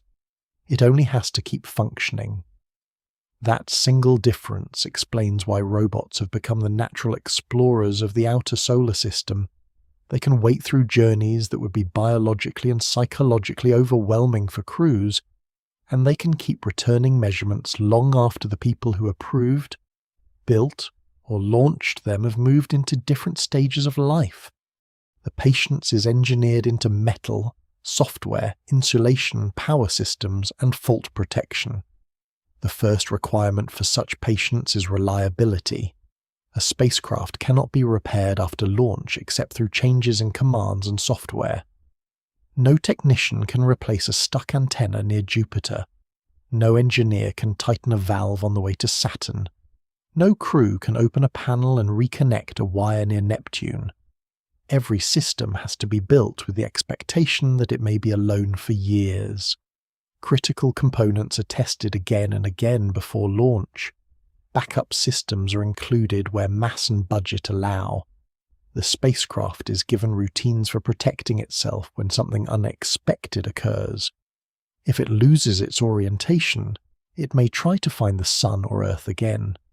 If a system draws too much power, it may shut down non-essential equipment. If a command sequence fails, it may enter a safe state and wait for instructions. These actions are not intelligence in the human sense, but they are essential forms of autonomy. They give the spacecraft enough self-preservation to survive the long delay between a problem and a response from Earth. Power is another limit that becomes more important with distance. Near Earth, Venus, and Mars, solar panels can provide useful electricity. Farther out, sunlight becomes weak. At Jupiter, sunlight is already a small fraction of what reaches Earth. At Saturn, it is weaker still. Near Uranus and Neptune, solar power becomes extremely difficult for many mission designs. This is why many deep space missions have used radioisotope thermoelectric generators. These devices convert heat from the natural decay of radioactive material into electricity. They have no moving mechanical parts in the usual sense, and their output declines slowly and predictably over time. That predictability is valuable. Mission planners can estimate how much power will remain years after launch and decide which instruments can operate, which heaters must be used, and which systems may eventually need to be turned off. In the outer solar system, power is not only an electrical supply, it is a mission clock. Voyager 1 and Voyager 2 are the clearest examples of machines built beyond the usual scale of service life. They launched in the late 20th century and continued operating for decades, first through the planetary encounters and then far beyond the planets. Their computers are simple compared with the modern devices. Their memory is tiny by present standards, and their instruments were designed in an earlier era of engineering. Yet they kept working because they were built conservatively, protected carefully, and operated with increasing discipline as their power declined. Over time, engineers turned off instruments, heaters, and other systems to preserve the most important functions. Each choice narrowed the mission but extended its life. The spacecraft became less capable in one sense, but more extraordinary in another, because every additional year carried data from a region no other human-made object had directly sampled before. This kind of survival depends on thermal control as much as electronics. Space is not simply cold in a uniform way. A spacecraft near the Sun must reject heat. A spacecraft far from the Sun must conserve it. Instruments, batteries, fuel lines, and computers each have working temperature ranges. If they become too cold, materials can contract, lubricants can change, and electronics may fail. If they become too warm, components can degrade. The design has to manage both extremes, sometimes across a mission that moves from the inner solar system to the outer planets. Insulation, heaters, radiators, reflective surfaces, and careful spacecraft orientation all become part of the survival strategy. A long mission is therefore not only a problem of propulsion, it is a problem of keeping a small artificial environment stable enough for delicate systems to function across years of changing conditions. Software also becomes a form of endurance. A spacecraft launched decades ago cannot be physically upgraded, but its behavior can sometimes be changed. Engineers may upload new instructions, modify fault protection, change data compression, or adjust how instruments are used. This flexibility has saved missions. Galileo's damaged main antenna forced teams to rethink how data could be returned from Jupiter. They improved compression, changed observing priorities, and used ground systems more effectively. The spacecraft could not be repaired mechanically, but the mission could be reshaped operationally. This is one of the quiet strengths of robotic exploration. A machine may be rigid in hardware, yet adaptable through planning. Its limitations can be studied, worked around, and folded into a new mission strategy. Long cruise periods often include hibernation or reduced activity. New Horizons spent much of its route to Pluto in a low-activity state, waking periodically for checks and course corrections. This reduced wear, saved operational effort, and helped preserve the spacecraft for the brief encounter that justified the long journey. Hibernation does not mean abandonment. It means the mission is paced around future need. The spacecraft is kept alive, monitored, and prepared, but not forced to operate every system continuously. This approach suits distant flyby missions especially well, where the most important science may occur during a short window after many years of travel. The machine waits because the target cannot be rushed into position, and because the spacecraft must still be healthy when that position is reached. Robots also tolerate communication delays better than humans would. A spacecraft near Mars may already require minutes for signals to cross the distance. Near Jupiter or Saturn, the delay grows much longer. Near the outer edge of the planetary system, commands and confirmations become separated by hours. For a robotic mission, this delay is inconvenient but manageable. Command sequences can be prepared in advance, checked carefully, and executed later by the spacecraft. Science observations can be stored on board and transmitted back slowly. Critical events can be automated. The mission team does not need a conversation with the spacecraft in the ordinary sense. It needs trust in procedures, hardware, and software. Human crews, by contrast, would need medical judgment, emotional support, and emergency coordination under conditions where Earth could not respond quickly. Robots turn distance into a planning problem rather than a living crisis. The scientific value of these patient machines is enormous because they extend human observation without requiring human presence. A rover can spend years crossing a Martian crater floor. An orbiter can watch seasonal changes. A probe can dive into an atmosphere no person could survive. A flyby spacecraft can pass a distant moon and return the only close measurements ever taken there. These machines are slower than human field scientists in many tasks, but they can go where humans cannot yet go. They can function in radiation belts, frozen darkness, thin atmospheres, thick atmospheres, or near worlds with no landing option at all. They do not replace human curiosity. They carry it into places where the body cannot follow. Their patience also changes how discovery arrives. The most famous images from planetary missions often feel immediate once they are published, but the process behind them is slow.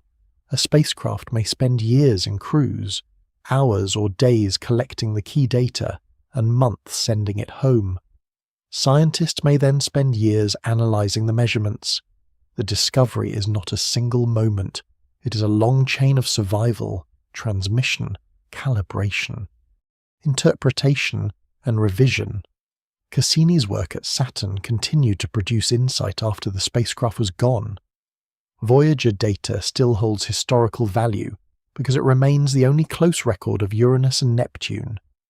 New Horizons transformed Pluto in a brief encounter, then continued outward to study smaller bodies in the Kuiper belt. The machines move on, but their data remains active inside scientific work. Robotic exploration is therefore not a lesser form of exploration simply because no human eyes are present at the destination. It is the method that fits the present scale of the solar system. The planets are separated by intervals that challenge biology, politics, funding, and attention. Machines can be built to accept those intervals. They can travel through them without distress, operate with limited power, and wait for instructions across distances that make conversation impossible. Their endurance is not glamorous in the mechanical sense.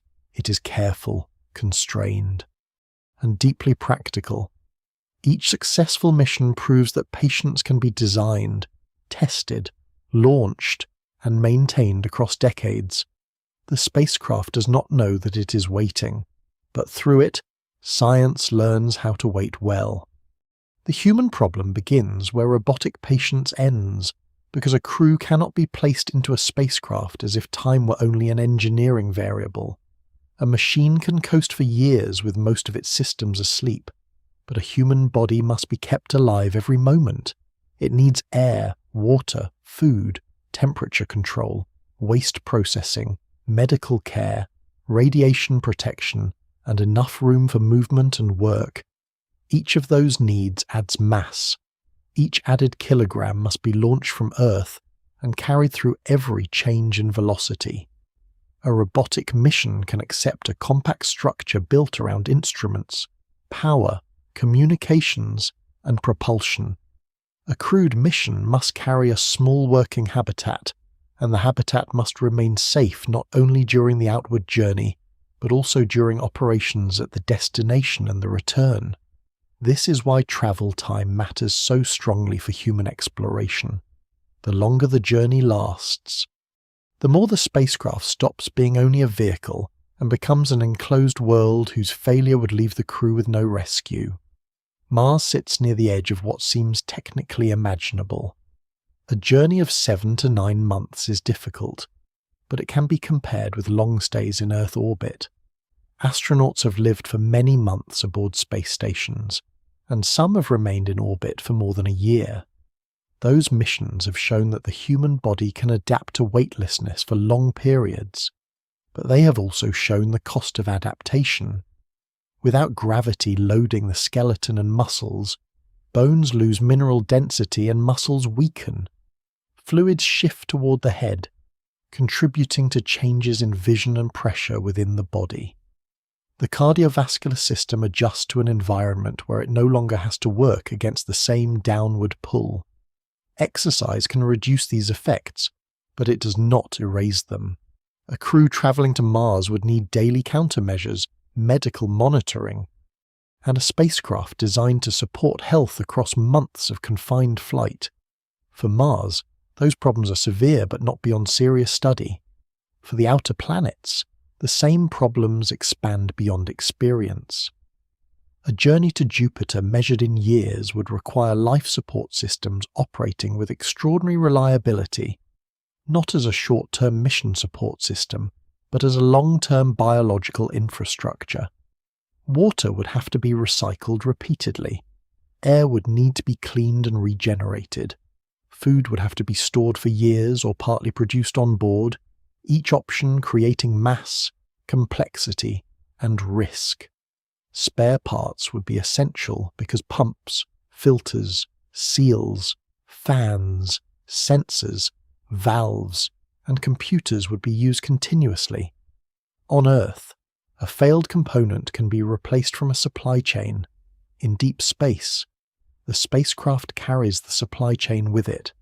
A minor fault can become a serious threat if it affects water, air, heat, or pressure. The further the mission travels, the less realistic any outside rescue becomes. Radiation is another limit that grows sharper beyond Earth. Low Earth orbit is partly protected by the planet's magnetic field, though not completely. A spacecraft travelling between planets leaves that shelter. Galactic cosmic rays, which are high-energy particles from beyond the solar system, pass through spacecraft materials and can damage living tissue. Solar particle events can send intense bursts of radiation outward from the Sun. Shielding helps, but effective shielding adds mass, and some forms of radiation are difficult to block completely without creating secondary particles. A Mars mission must manage this risk for a few years in total. A mission to Jupiter, Saturn, or beyond would multiply the exposure time, and Jupiter itself adds the hazard of intense radiation belts around the planet. A robotic spacecraft can harden electronics and plan orbits to limit exposure. A human crew would need a much larger protected volume, and the consequences of failure would be biological rather than mechanical. The body does not merely operate in time, it accumulates damage through time. Psychology may be just as important as physiology. Long-duration spaceflight is not only confinement, it is confinement with no natural outside, no immediate return, and no ordinary privacy. A crew on a space station can speak with Earth in near real time and can return relatively quickly in an emergency. A crew on the way to Mars would face delayed communication and no rapid evacuation. A crew travelling to the outer planets would experience delays so long that conversation with Earth would become slow message exchange rather than direct support. The same small group of people would share the same limited volume for years. The sounds, routines, faces, smells, workspaces, and sleeping spaces would repeat with little variation. Conflict could not be escaped by leaving. Grief, illness, fear, boredom, and fatigue would have to be managed inside the same closed system that keeps the crew alive. Careful selection and training can reduce risk, but they cannot remove the basic condition of isolation. Communication delay changes authority. Near Mars, mission control can advise, but not instantly. Near Jupiter or Saturn, the delay becomes too long for urgent problem solving from Earth. A crew would need to diagnose and respond to failures, medical events, software issues, and navigation concerns with a high degree of independence. This demands broad training. Each astronaut would need to be not only a specialist but a backup for others, capable of technical repair, medical response, scientific work, and operational judgment. The mission would need procedures for events that cannot be fully predicted. It would need onboard decision-making strong enough to protect the crew when Earth is too far away to lead. In that sense, distance does not only separate spacecraft from home, it shifts responsibility inward. from a large support network on Earth to a small group sealed inside the vehicle. Return time deepens every risk. A robotic mission can be one way or can end with a deliberate disposal. A human mission must include a safe path home unless it is designed under assumptions that would raise profound ethical problems. Mars already requires careful timing for return because Earth and Mars must move back into useful positions. A crew might spend many months on the surface waiting for the departure window. For Jupiter or Saturn, a round trip becomes so long that the mission would consume a major part of adult life. The outward journey, destination operations, and return could extend across a decade or more. For Neptune, even a simple comparison with robotic travel suggests timescales far beyond any human spaceflight experience. Such a mission would not be a temporary absence from Earth. It would be a life chapter almost separated from normal human society. Families would age. Political conditions would change. Medical standards would advance while the crew remained dependent on the equipment launched with them. The mission would carry not only people, but the version of civilization that built the spacecraft. Artificial gravity is often discussed as one possible answer to the damage caused by weightlessness. A spacecraft could rotate to create a steady outward acceleration that mimics some effects of gravity. In principle, this could help protect bones, muscles, balance, and circulation.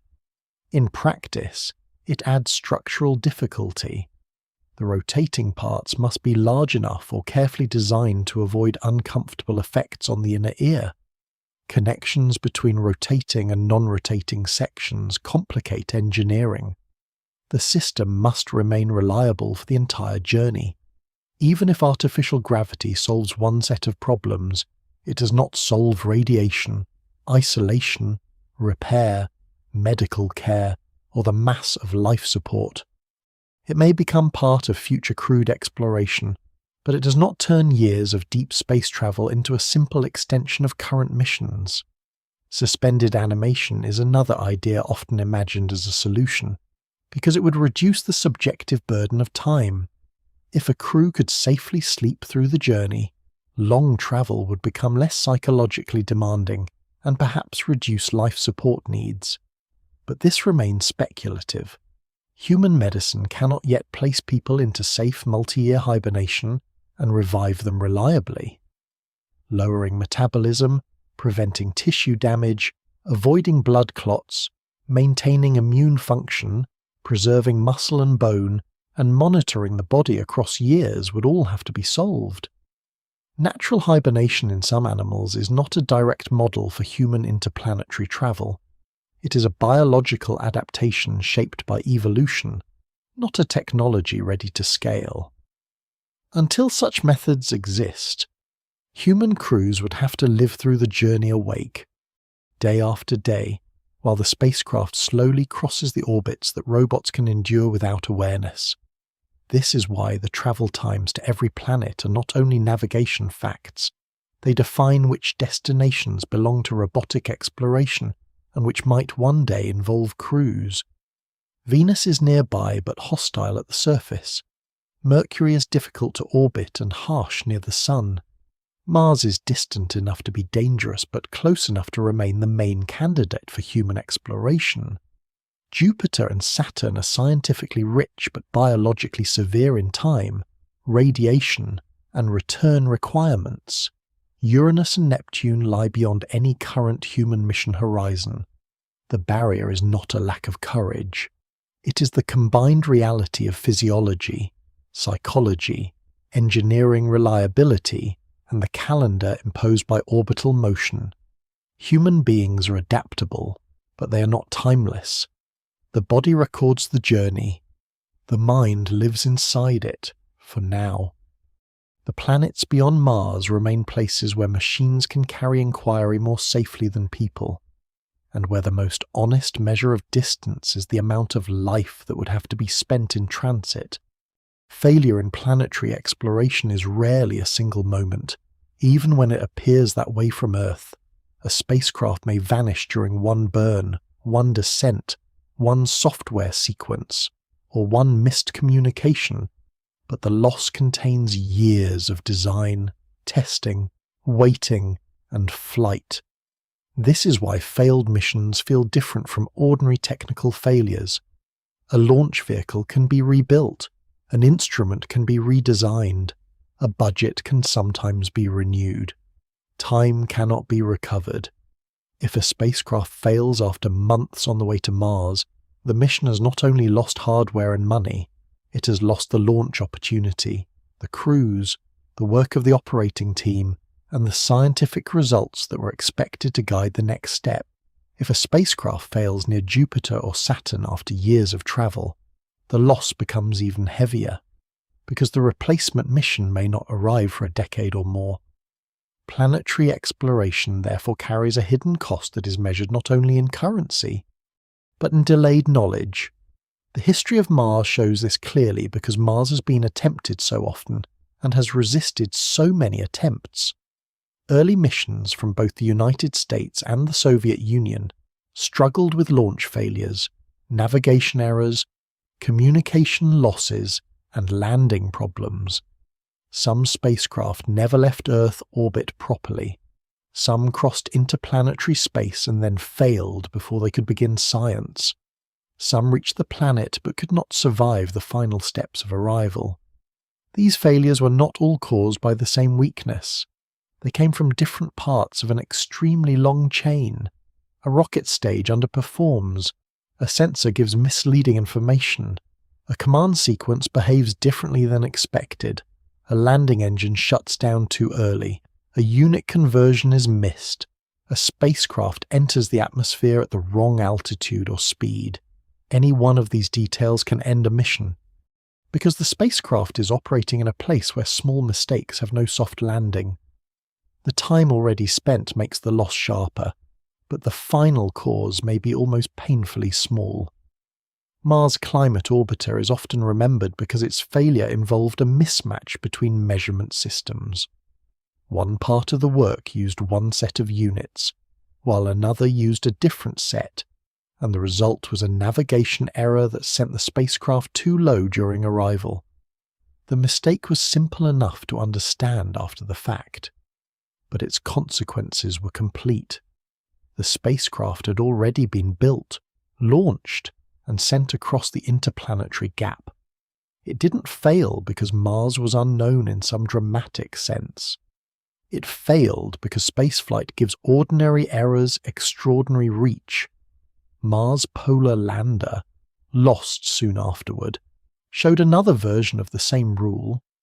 A problem in the landing sequence likely caused the engines to shut down too early, leaving the spacecraft unable to complete a safe descent. Months of travel ended in silence. These losses shaped later missions by forcing stronger review, better testing, and more careful verification. Failure became a teacher, but it taught by consuming time that could not be restored. Outer planet missions raise the stakes further because they are fewer, slower, and more expensive to repeat. A mission to Jupiter or Saturn may spend 5, 6, or 7 years before its main science phase begins. If a critical system fails during cruise, the loss is not limited to the current team. It affects the scientific community waiting for data, the future missions depending on that data, and the students whose research plans may have been built around expected observations. If the spacecraft reaches its destination but cannot enter orbit, the cost is still larger. The planet may pass from reachable encounter to missed opportunity in minutes. A burn that fails after years of flight can turn an orbiter into a flyby, or leave it on a useless trajectory. The spacecraft may still be intact, but the mission it was designed to perform can be gone. This is why arrival maneuvers are treated with such care. They are brief compared with the cruise, yet they hold the full weight of the journey behind them. The financial cost is real, but it is often misunderstood. A planetary mission can cost hundreds of millions or several $billion, depending on its scale, instruments, launch vehicle, operations, and lifetime. That figure may sound like a single purchase, but in practice it pays for many years of work by engineers, scientists, technicians, mission planners, software teams, navigators, safety reviewers, and operations staff. It pays for clean rooms, testing facilities, antennas, data systems, materials, and launch services. It pays for the ability to build a machine that can function far from repair.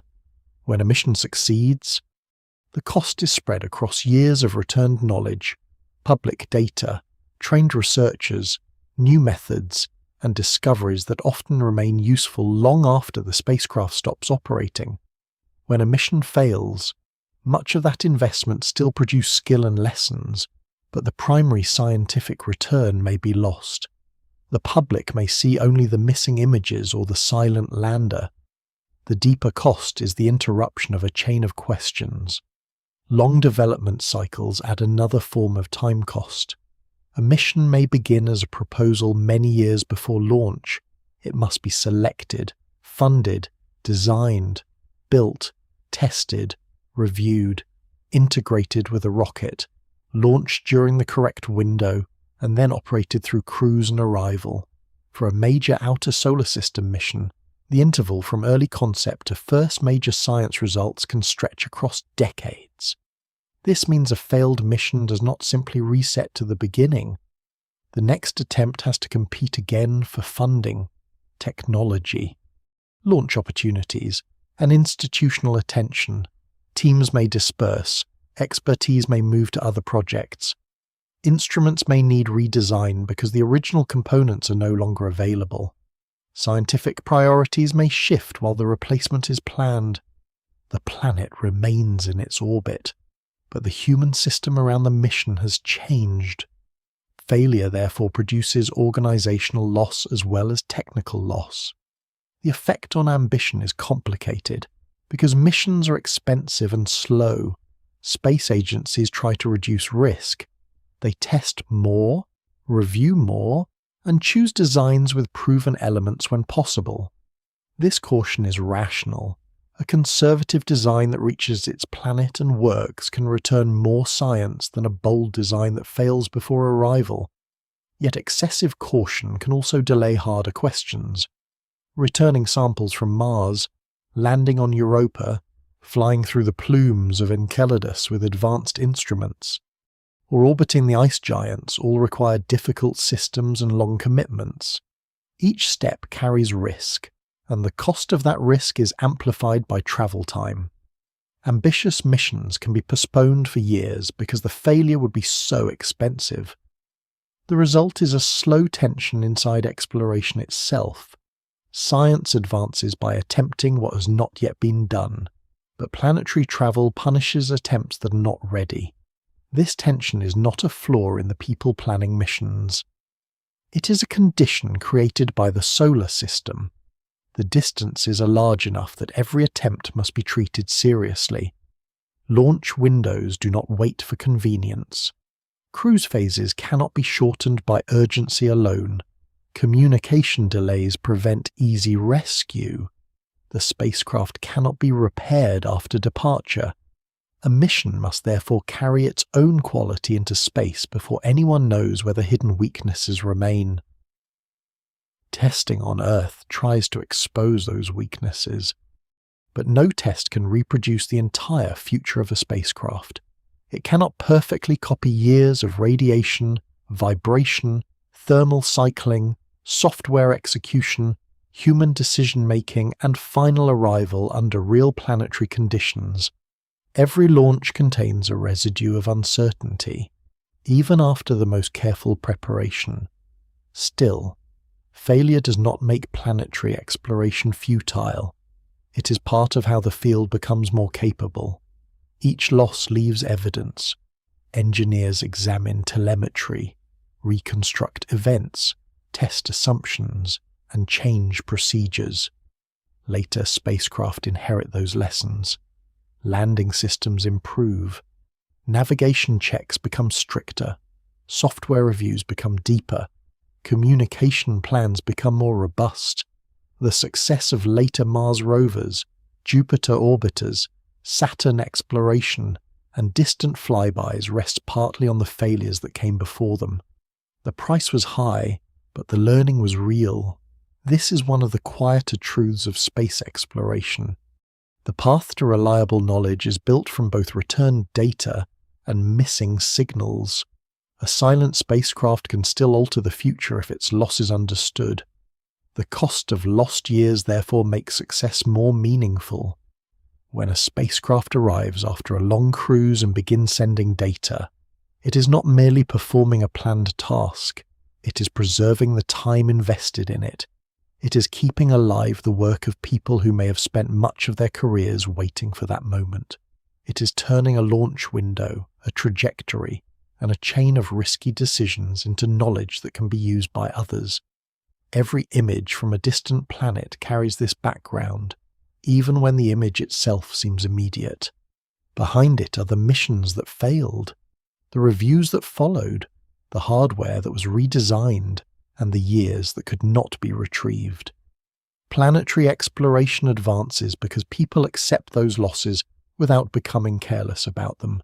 They learn, rebuild, and wait again. The lost years are never truly erased, but they become part of the discipline that allows the next spacecraft to survive. Future propulsion changes the question of planetary travel, but it does not remove the solar system's basic rules. Faster engines can shorten some journeys, widen some launch windows, and make heavier spacecraft more practical. Yet every mission still has to change orbit, carry energy, manage heat, communicate across distance, and arrive with a speed that can be controlled. The planets remain moving targets around the Sun. A spacecraft still begins with Earth's orbital motion. It still has to depart at a useful time, follow a path shaped by gravity, and either pass, brake, land, or continue onward according to its mission. This is why future travel to every planet is unlikely to become simple in the familiar sense. The improvement may be real and important, but it will probably appear first as shorter months, fewer years, larger payloads, better margins, and more flexible trajectories, not as instant access to distant worlds. The most practical near-term change may come from propulsion that is more efficient than ordinary chemical rockets. Chemical propulsion is powerful, reliable, and well understood, which is why it remains central to launch and many spacecraft maneuvers. It works by releasing energy from chemical reactions and expelling hot gas to produce thrust. Its limitation is that the exhaust speed is bounded by the energy available in the chemical bonds of the propellants. That limit makes very fast interplanetary travel difficult, because carrying more propellant quickly increases mass. More mass requires more propellant again, and the trade becomes harsh. Chemical rockets can send spacecraft across the solar system, as history has shown, but they usually do so by combining launch energy, coasting, gravity assists, and carefully planned burns rather than by continuous high-speed acceleration. Nuclear thermal propulsion offers one possible step beyond this. In such a system, a nuclear reactor heats a propellant, often discussed as hydrogen, and the heated gas expands out through a nozzle to produce thrust. Because the reactor can heat the propellant more efficiently than chemical combustion can in some designs, the engine could provide better performance for deep space maneuvers. The attraction is clear. A crewed Mars mission might spend less time exposed to radiation and confinement. A robotic mission to Jupiter or Saturn might carry more useful payload or arrive sooner. But nuclear thermal propulsion does not erase the need for launch windows or orbital planning. It also brings engineering, safety, political, and operational challenges. A reactor has to be launched safely, started and controlled reliably, cooled properly, and integrated into a spacecraft that may carry humans or delicate instruments. The technology is promising, but it changes the balance of constraints rather than ending them. Electric propulsion changes the balance in a different way. Ion engines and related systems use electrical energy to accelerate charged particles to very high speeds. They produce very little thrust compared with chemical rockets, but they can use propellant extremely efficiently. Over long periods, that small thrust can accumulate into a large change in velocity. This makes electric propulsion valuable for missions where patience is available, and fuel efficiency matters more than immediate acceleration. Spacecraft using electric propulsion have already shown how a low-thrust engine can reshape a mission over months or years. The limitation is that such systems usually require substantial electrical power and do not provide the strong push needed for quick crewed departures or rapid emergency maneuvers. They are excellent at gradual work. They are not a direct substitute for every kind of propulsion. For distant planets, electric propulsion may help move cargo, adjust orbits, or support complex robotic missions. But it still operates inside the long calendar of deep space travel. Solar sails represent an even more patient approach. They use the pressure of sunlight itself, as photons transfer tiny amounts of momentum to a large reflective sail. No onboard propellant is consumed. The force is small, but continuous, and in a vacuum it can slowly alter the spacecraft's orbit. The strength of this idea is its simplicity in fuel terms. The spacecraft does not carry reaction mass for the main acceleration. The weakness is that sunlight weakens sharply with distance from the sun, and the sail must be large, light, controllable, and durable. Solar sailing may be useful for some inner solar system missions, station keeping, or specialized trajectories, but it is not an easy answer for fast journeys to the outer planets. It shows again that propulsion is always a trade. Saving propellant can mean accepting slow acceleration. Increasing acceleration can mean accepting more mass, power, heat, or risk. More speculative concepts go further. Nuclear electric propulsion would use a reactor to generate electricity for electric thrusters, combining long-term power with efficient propulsion. Fusion propulsion. If practical fusion systems can be made compact, reliable, and powerful enough, could greatly improve performance, but that remains beyond present operational spacecraft. Nuclear pulse propulsion, once studied seriously, would use repeated explosive impulses to push a massive vehicle, but its safety, treaty, engineering, and political barriers are severe.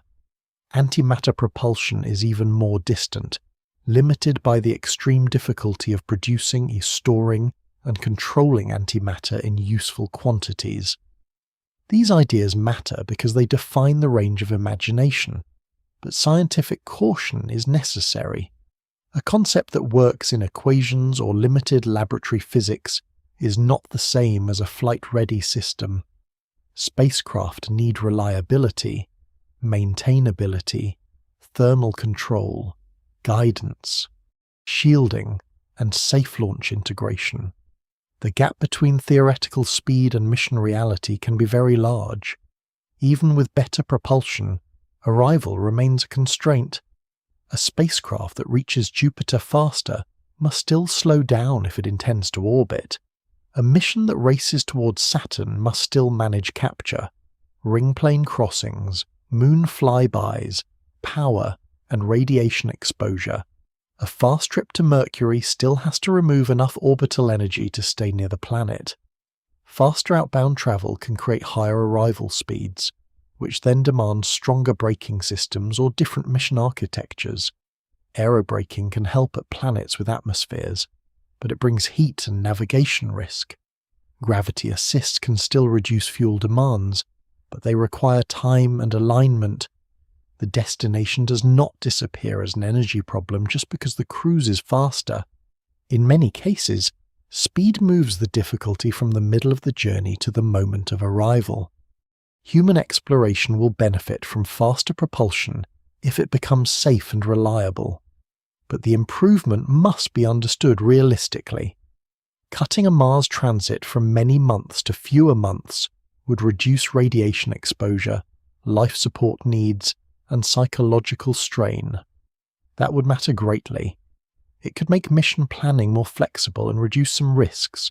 For the outer planets, however, even a large improvement may leave missions lasting years when destination operations and return are included.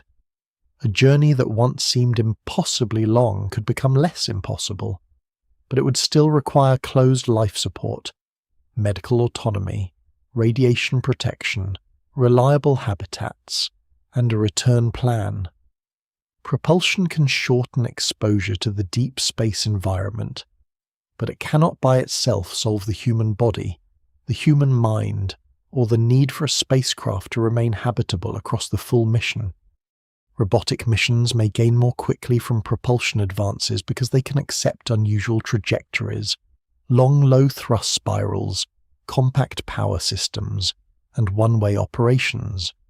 Faster or more efficient spacecraft could allow orbiters around Uranus and Neptune, repeated missions to Venus and Mercury, improved sample return from Mars, and more ambitious surveys of icy moons. A mission that saves several years in transit can change the practical politics of exploration. It can make a proposal easier to support, allow more scientists to see results during their careers, and reduce the period during which a spacecraft ages before its main work begins. In that sense, propulsion is not only a technical subject, it affects which questions can be asked within human institutions. Shorter timelines can help keep teams, budgets, and public attention connected to the mission. Still, the strongest lesson remains continuity rather than speed. The solar system has already been crossed by machines using careful navigation, gravity assists, and long endurance. Every planet has been reached. Some have been orbited, some have been landed on. The outermost planets have been seen only briefly, not because curiosity ended, but because time, cost, power, and mission priority limited what could be attempted. Future propulsion may open more routes and reduce some delays, but the solar system will continue to demand planning measured across years. It will continue to reward spacecraft that are efficient, reliable, and patient. It will continue to make arrival more complex than departure. The honest future of planetary travel is therefore not a sudden escape from distance. It is a gradual improvement in the ability to work with distance. Faster engines may bring Mars closer in practical terms, make Jupiter less remote, and turn the ice giants from rare flyby targets into possible orbital destinations. But the planets will still move around the Sun according to their own periods, and every spacecraft will still have to meet them under the rules of gravity. Exploration will remain a long act of timing, engineering, and endurance. Speed may improve, but patience will remain part of the design. The journeys to the planets do not end with a single arrival, because each arrival changes the meaning of the distance that came before it. A world that once appeared as a point of light becomes a place with weather, chemistry, gravity, surfaces, rings, moons, or hidden interiors. The time spent crossing space is not separate from the knowledge returned. It is part of the cost of seeing clearly. Mercury teaches that nearby does not always mean easy. Venus shows that a short crossing can lead to a difficult environment. Mars turns proximity into months of waiting, landing risk, and careful return planning.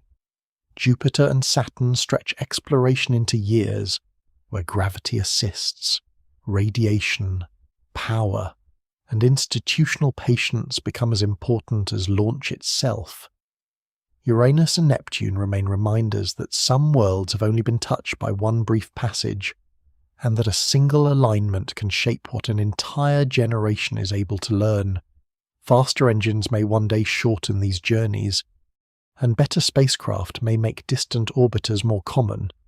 Human crews may eventually move beyond the Moon and Mars with greater safety than is possible now. But the solar system will still keep its own rhythm, the planets will keep moving, Launch windows will still open and close. Arrival will still require control, not only speed. Exploration will still depend on machines and people designed to endure time without losing purpose.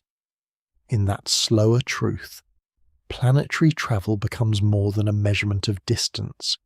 It becomes a way of understanding how knowledge is carried across years, through careful engineering and patient attention, until a signal returns from a world that was once unreachable. The scale remains large, but it is no longer empty. It has crossed one mission, one orbit, and one waiting interval at a time.